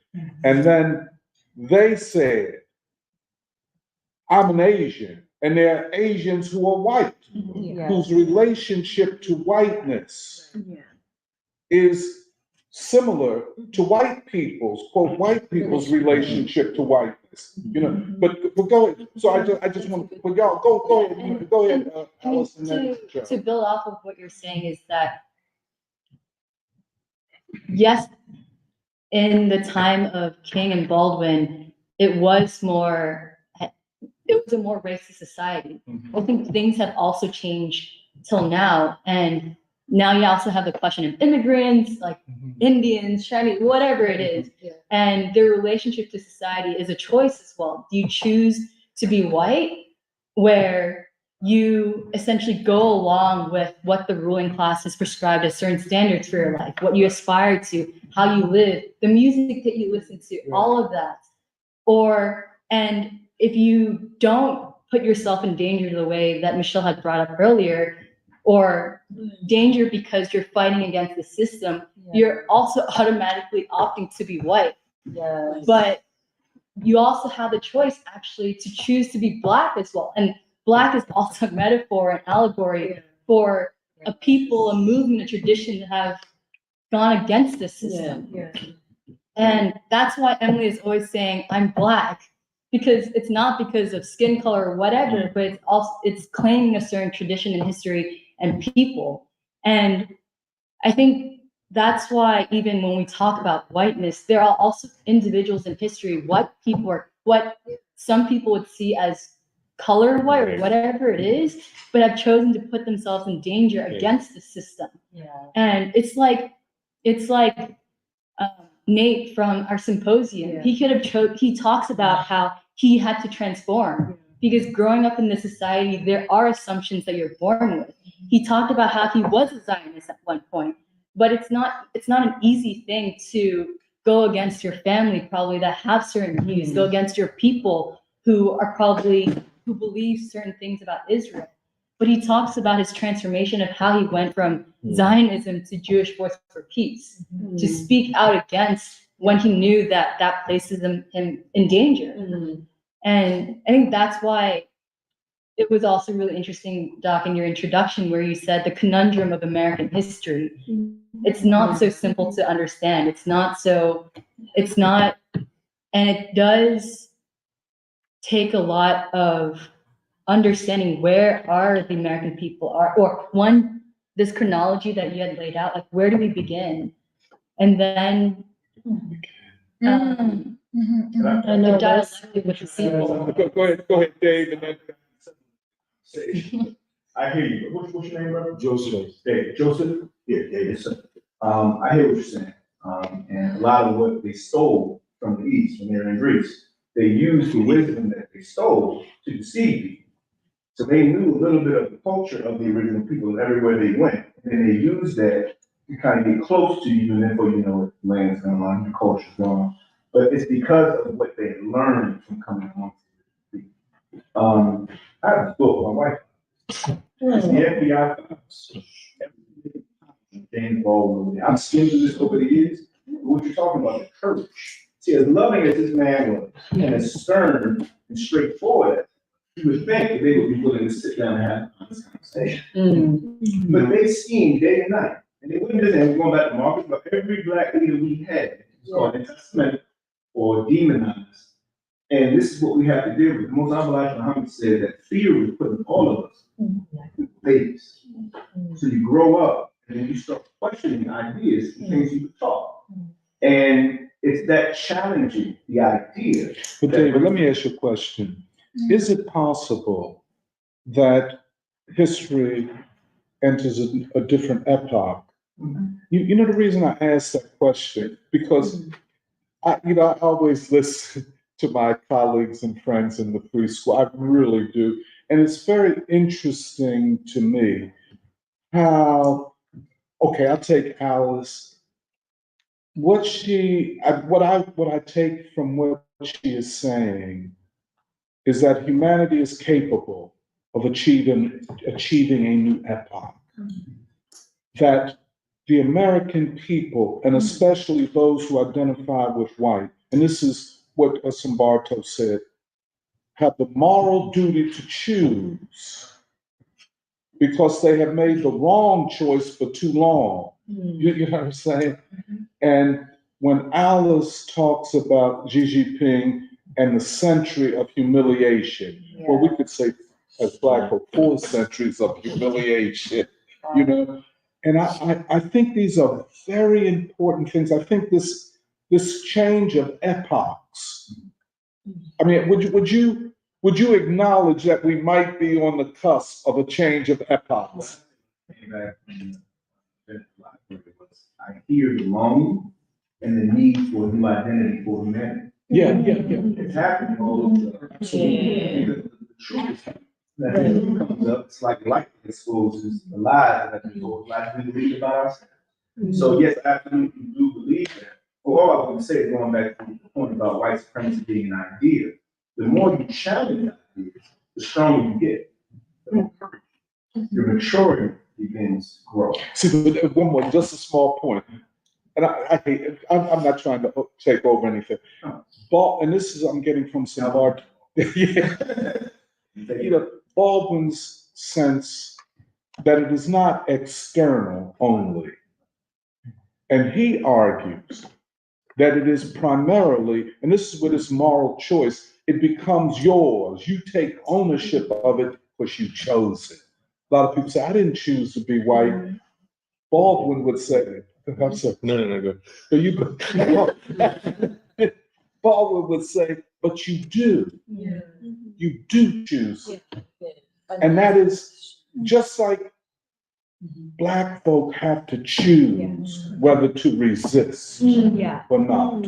Yeah. Asians, like Emily talks about her parents, not preparing her, you know, to live in a world where she'd have to choose. You know what I'm saying? White or Black. And that's when they went to the Mosque 12 and they came to my house knocking on my door. Doc, we just came from Mosque 12. And they treated us, she said it was like when I visited my grandpapa in China and they gave me a ping pong. From that moment on, and I say this to Jerome, I tell Michael this all the time, y'all freed members of the free school. You know, we're very grateful. I'd say also, positively disagreeing. I think your parents did prepare you. See, the parents' job, their representation of the first job. They taught you how to read, they gave you a foundation, but some of this stuff you have to make. Well, true. Right? So you're right, they didn't tell us everything. No, we can sit around blaming other people for it. But David, listen to her. She said, but my sister made a different choice. You know what I'm saying? Let's see a lot of our people, like, we grew up 3 or 4 generations of literacy. No desire even for education, just surviving. When you do that, 50 to 100 years, it makes a new person. You're still the core of you, the nature of you is still the same, but you are suffering from a lack.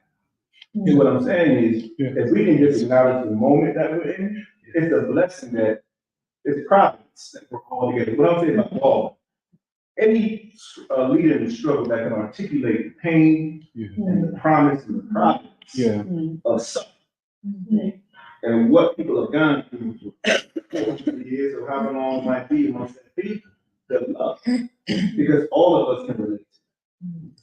And the love well beyond the years on this earth. And this man, with his ability to articulate, he challenged the system. No question. And then that's why, when I finished this, I got a few books with, my wife had things, but, you all are inspiring me to go back and get more substance. Well, we have to, it's almost 1:45, and we have, we want to listen to Emily and Emma's interview on Word, and then we want to hear from Kathy and Michelle about their interview.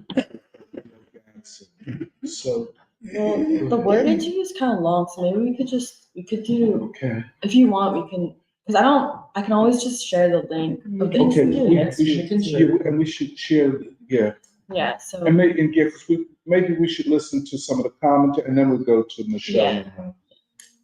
Comments. Okay, I can read some comments from there as well. Todd and Christopher Romero say good morning. Sandra Perez on Facebook says, this was when the initial conversation. This has been an excitement for my enlightenment. Thank you so much for sharing. To me, Baldwin being gay is just another dimension of his uniqueness as a great thinker. I thought of him as an agent of change way ahead of his time. I never met him, but view him as a mentor. Amiri says, Alice's point of engaging the contradictions and complexities of people is very critical. To not fully understand or agree while continuing dialogue requires humility, clarity, and love. Many people try to divorce Baldwin from time itself, and thus from the universal or even the human. To dismiss Baldwin's courage is a cowardly dehumanization of him and King and the revolutionary tradition. Someone named M. Sparks on YouTube says, you have to free your mind and decolonize your thoughts, and that's step one. Most of them folks, and I think they mean white people, most white people are immoral by nature, and it is seen through their actions. History doesn't lie. Just take a look at the state of the world today.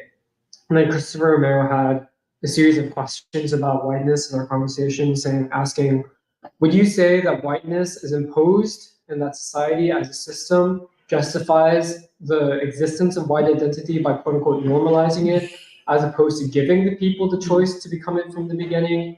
And then continues further, until people begin to question their whiteness, which causes the necessity for the choice, whether to continue that view of the world supported by society here or to challenge and discard it. So basically, Christopher's saying that, yeah, like white people have to challenge, discard, and learn how to be human. And then also saying, I think the acceptance of whiteness is interesting because it reminds me of certain periods of history, like the enclosure of the commons in Europe, the existence of indentured servants, and Bacon's rebellion. The creation of it could be seen as a sort of deal with the devil from the ruling class and accepted by those indentured servants of European descent. In a moment of weakness, humanity was traded for a limited comfort in society dominated by the ruling class, hence the expansion of whiteness for specific groups of immigrants that came later on. Then M. Sparks is saying, being ethnic is the best thing that happened to me, hiding behind supremacy because, and then saying that the white middle class hides behind its supremacy because they know that they're not supreme. Israel is a prime example of Eastern Europeans. I don't know exactly. I think basically saying that Israel is an example of whiteness. Todd says whiteness has nothing to do with a melanin deficiency. And then M. Sparks says that they killed Jesus and made his image white. They killed our leaders and replaced them with unscrupulous figures. They changed history and made it a history of white people. And so that's what being whitewashed means. But yeah, I think just a lot of conversations about whiteness, and M. Sparks is using a lot of emojis to give flavor. Yeah, I just wanted, before we move on, I just had one small thing to say. I was recently, I watched this interview of John Mersheimer. We've discussed him before. In preschool, he wrote a book called The Israel Lobby and U.S. State Policy in 2007. And in it, he asserts that the U.S. has a very powerful Israel lobby, and everything that the U.S. foreign policy decides is sort of has an influence of the Israel lobby. Now, in this interview, he was sort of asked that, okay, is the U.S. doing everything in its power to stop this genocide in Gaza? And he said, of course, but it's the Israel lobby that's the problem. It's not the U.S. state or anything. And then when he was challenged by saying that, okay, but consider that the U.S. is consistently vetoing ceasefires, cutting off UNRWA funds, as well as never been historically part of an anti-colonial struggle. What do you say to that? He sort of says that, no, I do not believe that Israel is an imperialist power. Now, when I listen to that, I get the image of whiteness. Yes. Yeah. It is actively rejecting reality, is actively rejecting history. And my view of my sort of view of whiteness is a very, very comfortable prison where you have the key to get out.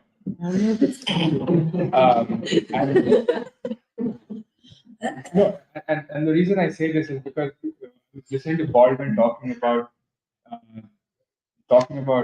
white people, and he said that when you lock up a black person in prison and you have somebody watch him, there are two prisoners. Right. And this stems from a lack of trust and the lack of love. And when you are trapped in a prison where you do not willingly want to get out of, and that is where the choice comes in. You don't want to willingly get out of. The walls that surround you prevent you from looking ahead into the future, which really ties into why when you are steeped in whiteness, you can't love your children because your children are part of the future.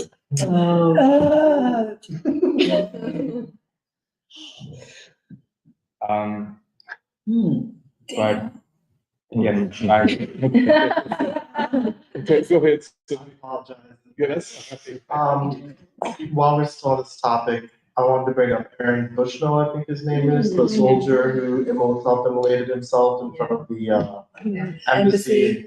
I wish we could be private free school. We didn't have to live stream, but I got into some arguments this weekend about what he did, whether or not it was right or not, and I disagree that he did the right decision. Like, I don't think he should have killed himself. I think he should have seen himself as part of the struggle in the future.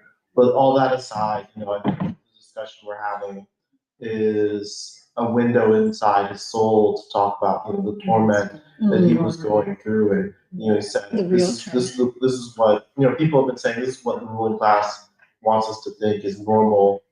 And then another story that's probably more positive is there was a prisoner in California who went to jail when he was 16 for accidentally shooting someone, and he donated his life savings that he earned through janitorial work, and it amounted to $20, and he sent it to Gaza. And it's just the two poles of whiteness that we're discussing. The self-sacrificing, even though you have nothing, and seeing the children of Gaza as your children. Yeah. This is very, very significant as a symbol, self-emulation. In fact, though not self-emulating, emulating. That is a metaphor for what the fire that white folk must go through. There has to be some fire. There has to be some pain. White people can't always be comfortable, while the world suffers. And this is what the Jews are waking up to. Yes. But I don't, it's hard to say it was wrong because he's not the first to do it. He was following, I think, the example of the Buddhist monks in Saigon during the war in Vietnam, who burned themselves really seriously as an act of protest.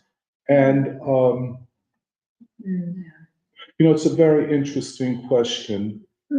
Okay. The link to that fact is that if you don't consider that we are engaged in the process of making a new epoch, that the new epoch is among us or in us or whatever, then those kinds of, like Aaron Bushnell is just another, like he's just asking for attention. But we're like, there's something qualitatively different to me with him. And that's only because, like, again, for what? What is this driving and what does this driving tell? And like, even in Baldwin's Another Country, like I was thinking about how Rufus, who's the main character, threw himself off of the George Washington Bridge, or how in If Beale Street Could Talk, Fonny's dad, knowing that Fonny would either be life in prison, actually killed himself. But, that's assuming, both of those assumptions, Rufus and Fani's father, is the complexity of like accepting what white people say about you and what it does to you, which is you unable to love somebody, whether that be with Rufus and Leona, or, seeing that Fani or the father recognizing that because Fani had a child, Fani had a reason to live. But what that means is that there's also something to say, like, what about this kind of protest, or, your life, basically. What does your life mean?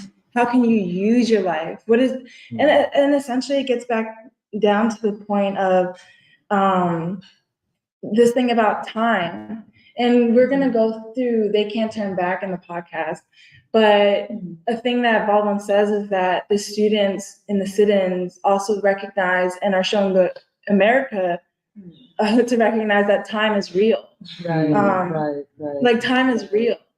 And the other thing in connection with the conversation that we're having about whiteness is this fact of complexity is our only safety. And love is the only key to our maturity. So maturity also deals with time. It means you're growing up. And even if you're at a certain age, that doesn't represent your maturity, as it were. And what also Jeremiah was saying with the journey that one takes, maybe others don't take it. Well, it's surprising how is it possible that one doesn't take that journey, because then they're not even living in the first place. So what time you had is only really just space that it takes up. It's a certain, like, it's not like it's like a history that is unusable, like a history that hasn't moved, like we were talking about.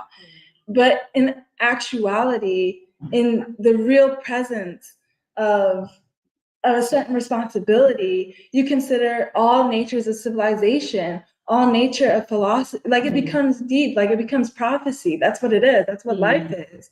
And the whole reason why we're like, oh, well, free school is so unique. How do you come to free school? What is it becoming? All these other questions. It matters also because even if we are having this discussion, I know that we're taking this discussion in our own lives, like every day, or at least that's what I do. And I can't assume others really do that until they also show me. I can only see it also if I have a certain trust and generosity in myself, if I can love myself, which is also part of the point, part of the, but what I'm saying specifically is that first, we're also talking about in this revolutionary chronology of beginnings, ends, and how the journey, and the part where we discuss the journey, or the time that has elapsed, and what that time also means. Meaning, how can we use it? I could add to the discussion. I mean, the way you talked about irrevolutional, of course, I don't want to diminish someone's courage and willingness to take a stand. But at the same time, I believe that in the Year of Baldwin, we can offer people a way to struggle in ways that somebody like him probably couldn't have imagined. Where I think Michelle said, we want to make the democratic struggle, bring it into the interior, and make that be a way to confront the ruling class in a way that no other way, there's no other way to do that full freedom that people need. I mean, the transatlantic slave trade, the architects of the transatlantic slave trade are long gone, but the ideas of the transatlantic slave trade live on in us right now, and they mitigate the way that we treat each other and even think about ourselves. And so the unsettling thing about the conflict of Israel and Palestine is, I think people see within that a mirror into themselves the way in which we've been conditioned to think about ourselves and treat others. The way that an Israeli person might think or view Palestinian person, whether there is that burning hatred or even that, oh man, I don't know how I feel about this. That's the way that we have been conditioned to look at each other and see ourselves in our neighborhood and in our community. And so with that, I guess that pathway of love that Baldwin is able to offer us, not some like hippy dippy thing, but of course, a new relationship with yourself and an interpersonal relationship, and ultimately a way of living in society is possible to actually confront that grand thing as a war, genocide. I guess I just wanted to say, I know we're at time, but I guess I wanted to just say something about Aaron Bushnell too, because I feel like actually oftentimes when someone like takes their own life, for example, like I think there sometimes isn't because this also came up, I think, in some ways. It's not even about taking, like, I feel like it's not just about taking your life, but let's take, like, even when the Jewish Voice for Peace activists in Philly shut down the highway. I think there is this, I remember Todd was very upset because Todd was like, it's very, like, it's what ultra leftists do. But I just wanted to make the point that I instead interpret even Aaron Bushnell as someone who is in the most extreme fashion trying to pay a certain price. Yes. There must be a price that has to be paid. Yes. And not just, and like that every person must pay.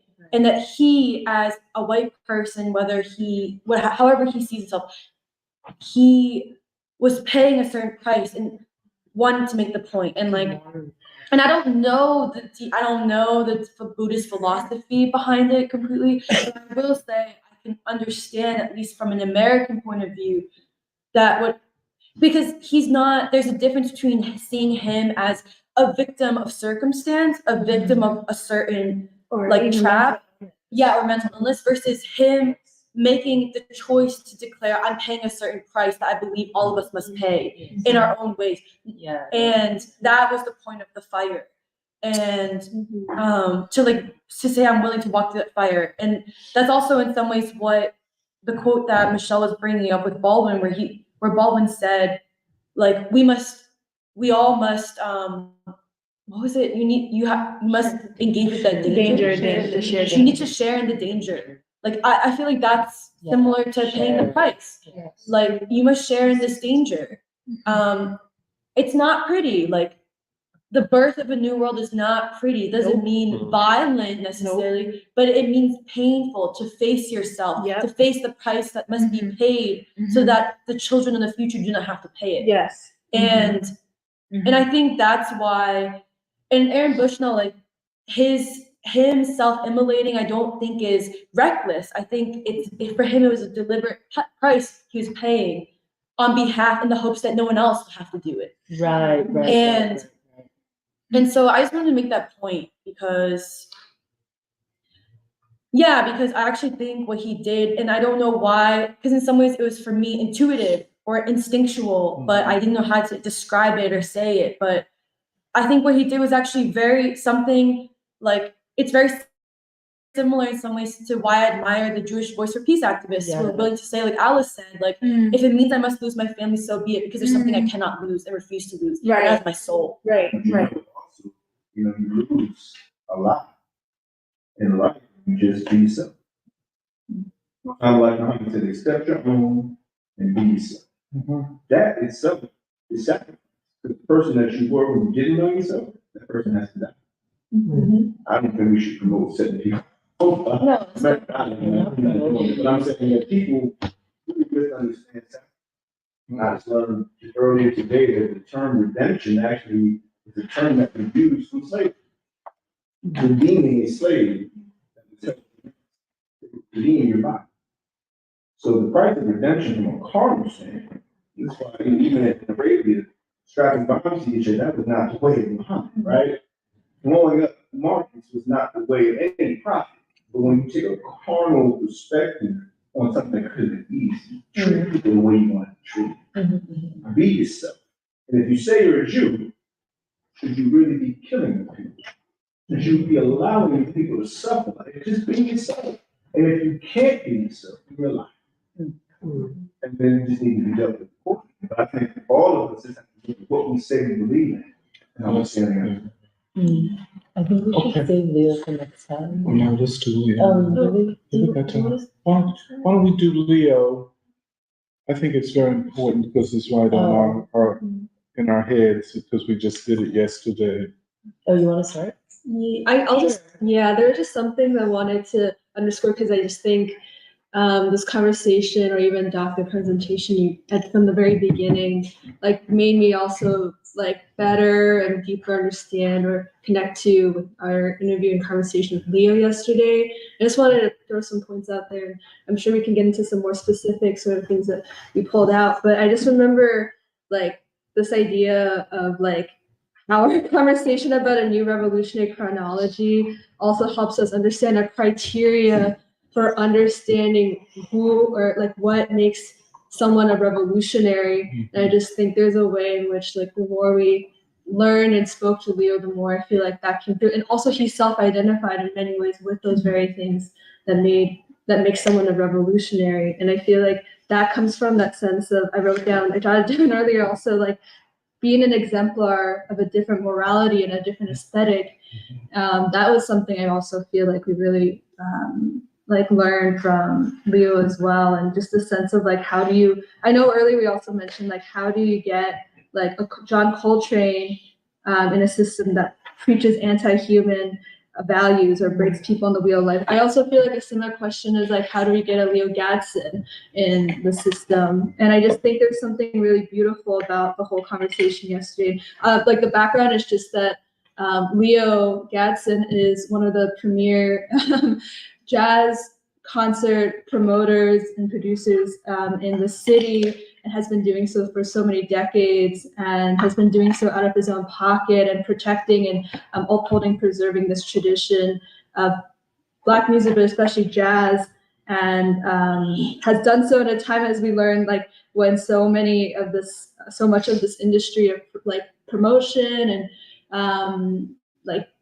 jazz music venues are controlled by white producers. And there's a way in which his courageous commitment to this life and this music and his people, and also this idea of keeping this tradition alive for the people, like really comes from a place of heroism, of nobility. And there's just a way in which he we've gone to many of his concerts, often held at the Community Education Center, which is at 35th and Lancaster. He's also done concerts in other places, but like when we go, it's really, really special. One, like Leo himself is a very private person, but like when you come to realize that this is he also sacrifices a lot to keep this tradition going. And treating the artists to perform in a certain way, making sure they're treating the people who come to, but also treating this music as something to be actually like seriously listened to, rather than as something like a cheap entertainment or a way to like make money off of drinks. He doesn't do anything that other producers or jazz venues really do to make, when you think of like a jazz venue, those are the things that come to mind. And he just does something completely serious and something completely different. And and the other thing is just that it is a really special, and we also see a lot of ourselves in the way these I feel like there's a special bond between, and we've talked about this a lot, at least, like that free school can understand with these jazz musicians and with Leo, because like we see things like, we were talking about this is all done for a much greater purpose, like the sense that like it's not just about money and it's not just about entertainment, but it is about something higher. And I feel like jazz really represents that. It's a little general, I feel like, but I'm hoping that we can get to that sense through, I think, more specifics, but just that like there's something which like that striving, that rigor that we also really see in like what we do, and that this music also helps us understand the lives at which like these jazz musicians lead, and even Leo leads, helps us, I think, like feel like we're bearing witness to that endeavor and that striving for one another. But like I'll kind of just start and say that like yesterday was just a really beautiful day, because Leo is from like a very similar part of North Philly that Doc Tony is from, but But like we learned that there is actually a lot more nuance to it, and that where he grew up, where he lived, where his family is 9 brothers, his mother.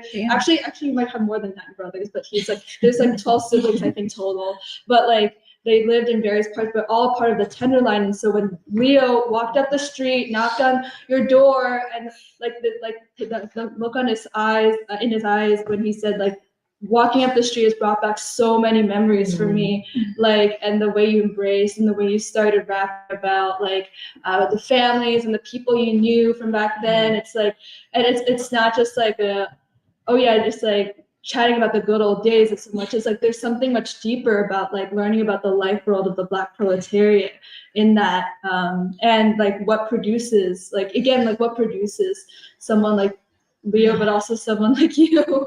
And there is something really beautiful about hearing how like his 9 older brothers, each of them were musicians or artists or intellectuals. I think we were trying to find the right word for it, either, but basically they nurtured him on a steady musical diet of only jazz from like age 5, and they would smack the radio out of his hand when he started listening to doo-wop. And like, nope, that music is not. You have to. And so it's that his mother who always emphasized like be like this upright, like moral character. And I thought it was just really beautiful because like even like you could tell those are the sort of things that gave him an anchor when like another part, like the other side of it, of his upbringing, is that like the school that like he wanted to attend the same school as he like was Thaddeus Stevens Elementary, but like back then it was a primarily white school, and the scrutiny to which like these few Black students were subjected, and like any little wrong move could get you kicked out and sent to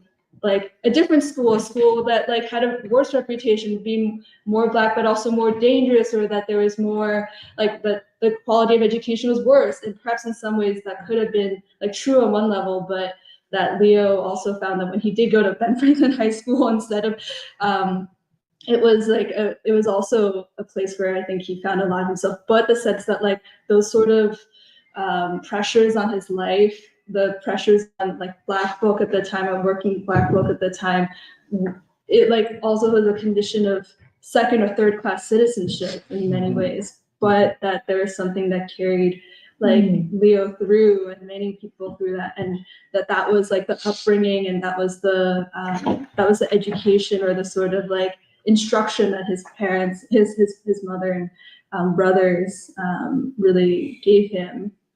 Am I missing anything else? I can add, yeah. Well, I think that I think like Kathy covered a lot of the ground, but I think the interview was important because it essentially illustrated the fierce urgency of now. And we went into the interview having framed for ourselves Leo as a hero of Philadelphia. But I think we emerged from the conversation basically like very moved and reframing things, and essentially saying, yes, he's a hero of Philadelphia, but he's also a revolutionary. Like Leo is a revolutionary of Philadelphia. And something that we had said toward the end of the interview that like I'll say I hadn't realized, I don't think any of us had fully realized, was how much we actually stand on the shoulders of the movements, the choices, the sacrifices, the payments that someone like Leo Gadsden has made. And even the way that we have related to jazz in Philadelphia, or the way that Black arts has been able to still exist in its revolutionary essence in Philadelphia, has to be attributed back to Leo Gadsden. And and this phrase that we sees keep himself as an archivist. Yeah. I'm sorry.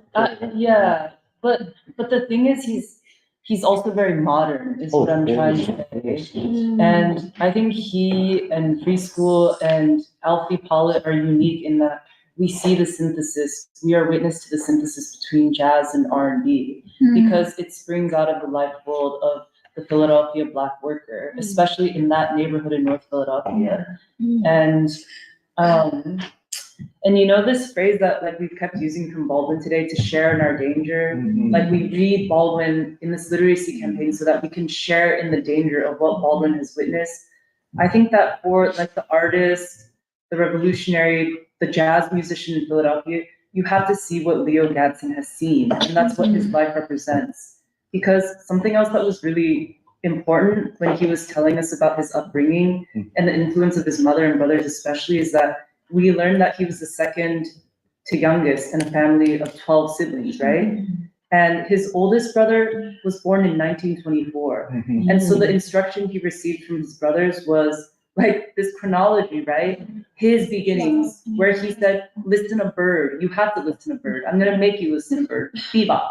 Bebop. Like, and that's that. So the way that he interprets jazz, it's modern, but it's really rooted in like that start of the 20th century. And Leo moves with that authority, like that historical authority, which he has also made a private authority.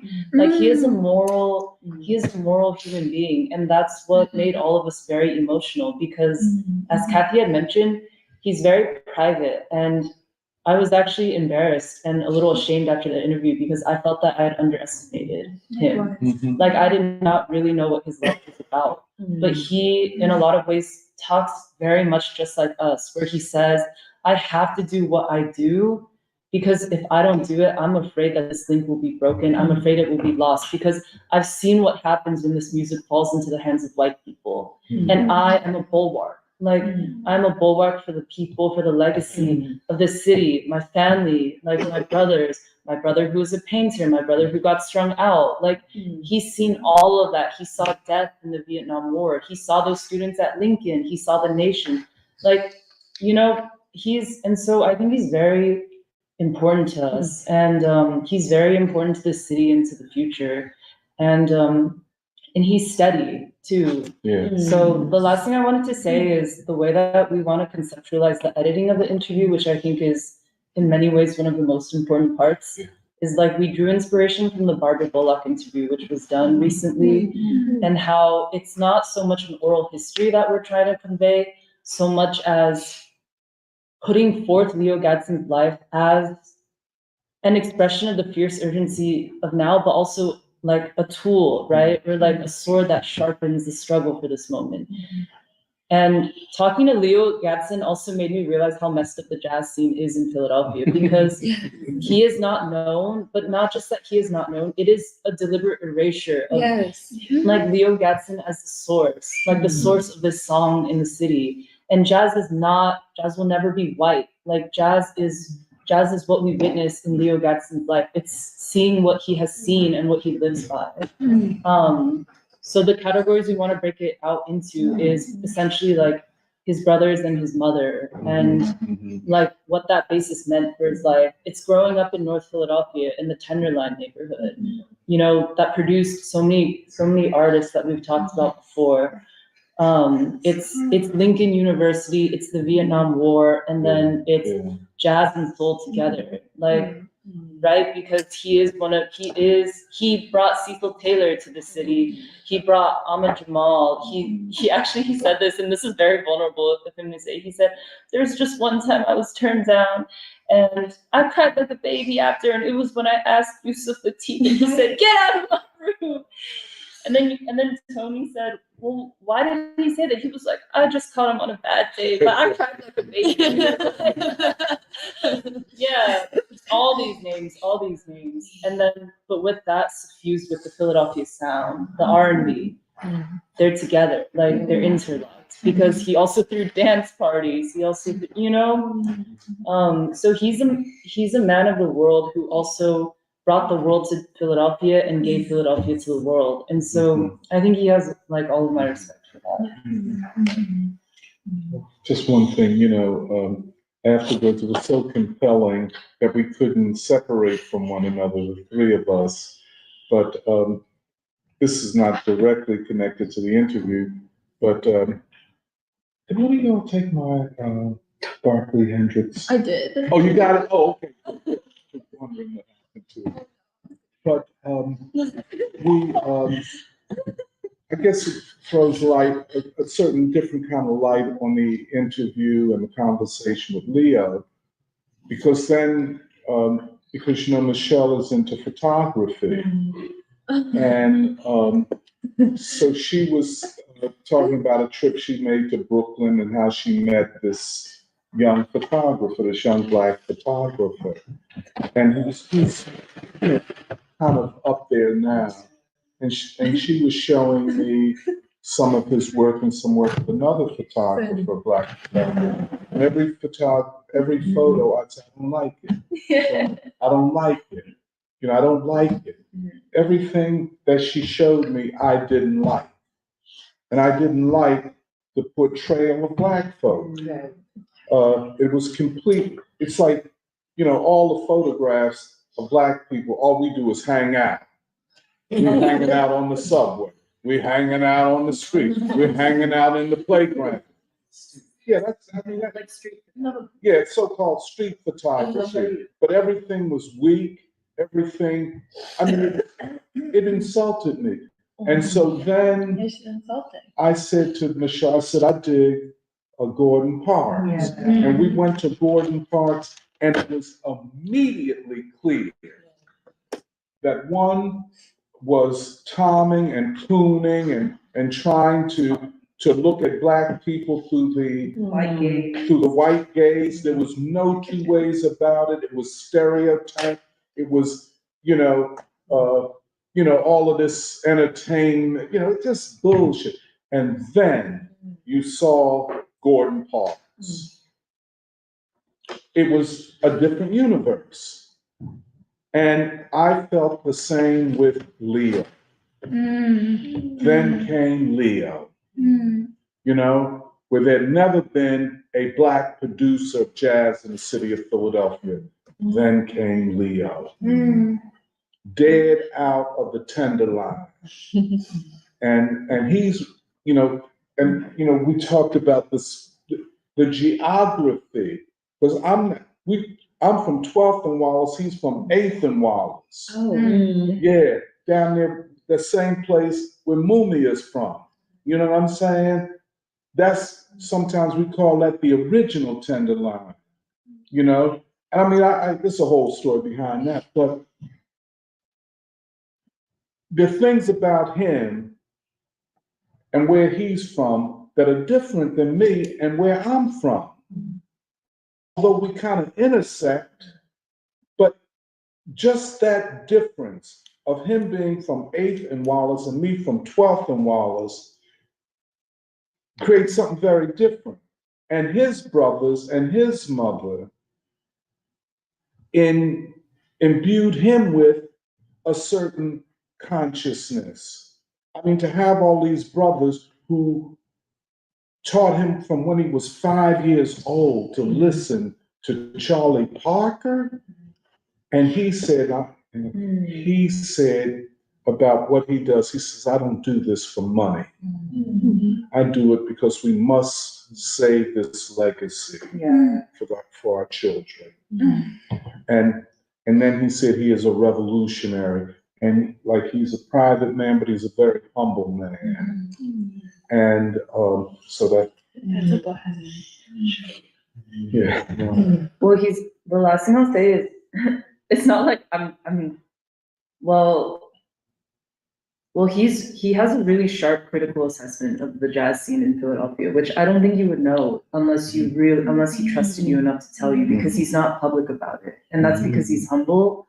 But all of the things that I've asked different artists at different points for answers about, he was able to give a very sharp and honest assessment of, like, who's a little too arrogant, who needs to find their way back to the tradition, who's like, who's protecting what needs to be, it's at everything. He thinks like us, but he's a guardian of the same tradition that we're guardians of in a different territory. Yeah, and I just wanted to underline again the urgency. He feels it in this moment. He's like, if we lose this history, we will be lost, and so I have to protect it. Well, folks, I guess we've had a great day. Is there anything else, Emily? No, I think that's it. There's also extra comments, but thanks for all of our commenters and for our guests, especially for everything for coming. Go ahead. And then we'll see everyone next week. Bye. Bye.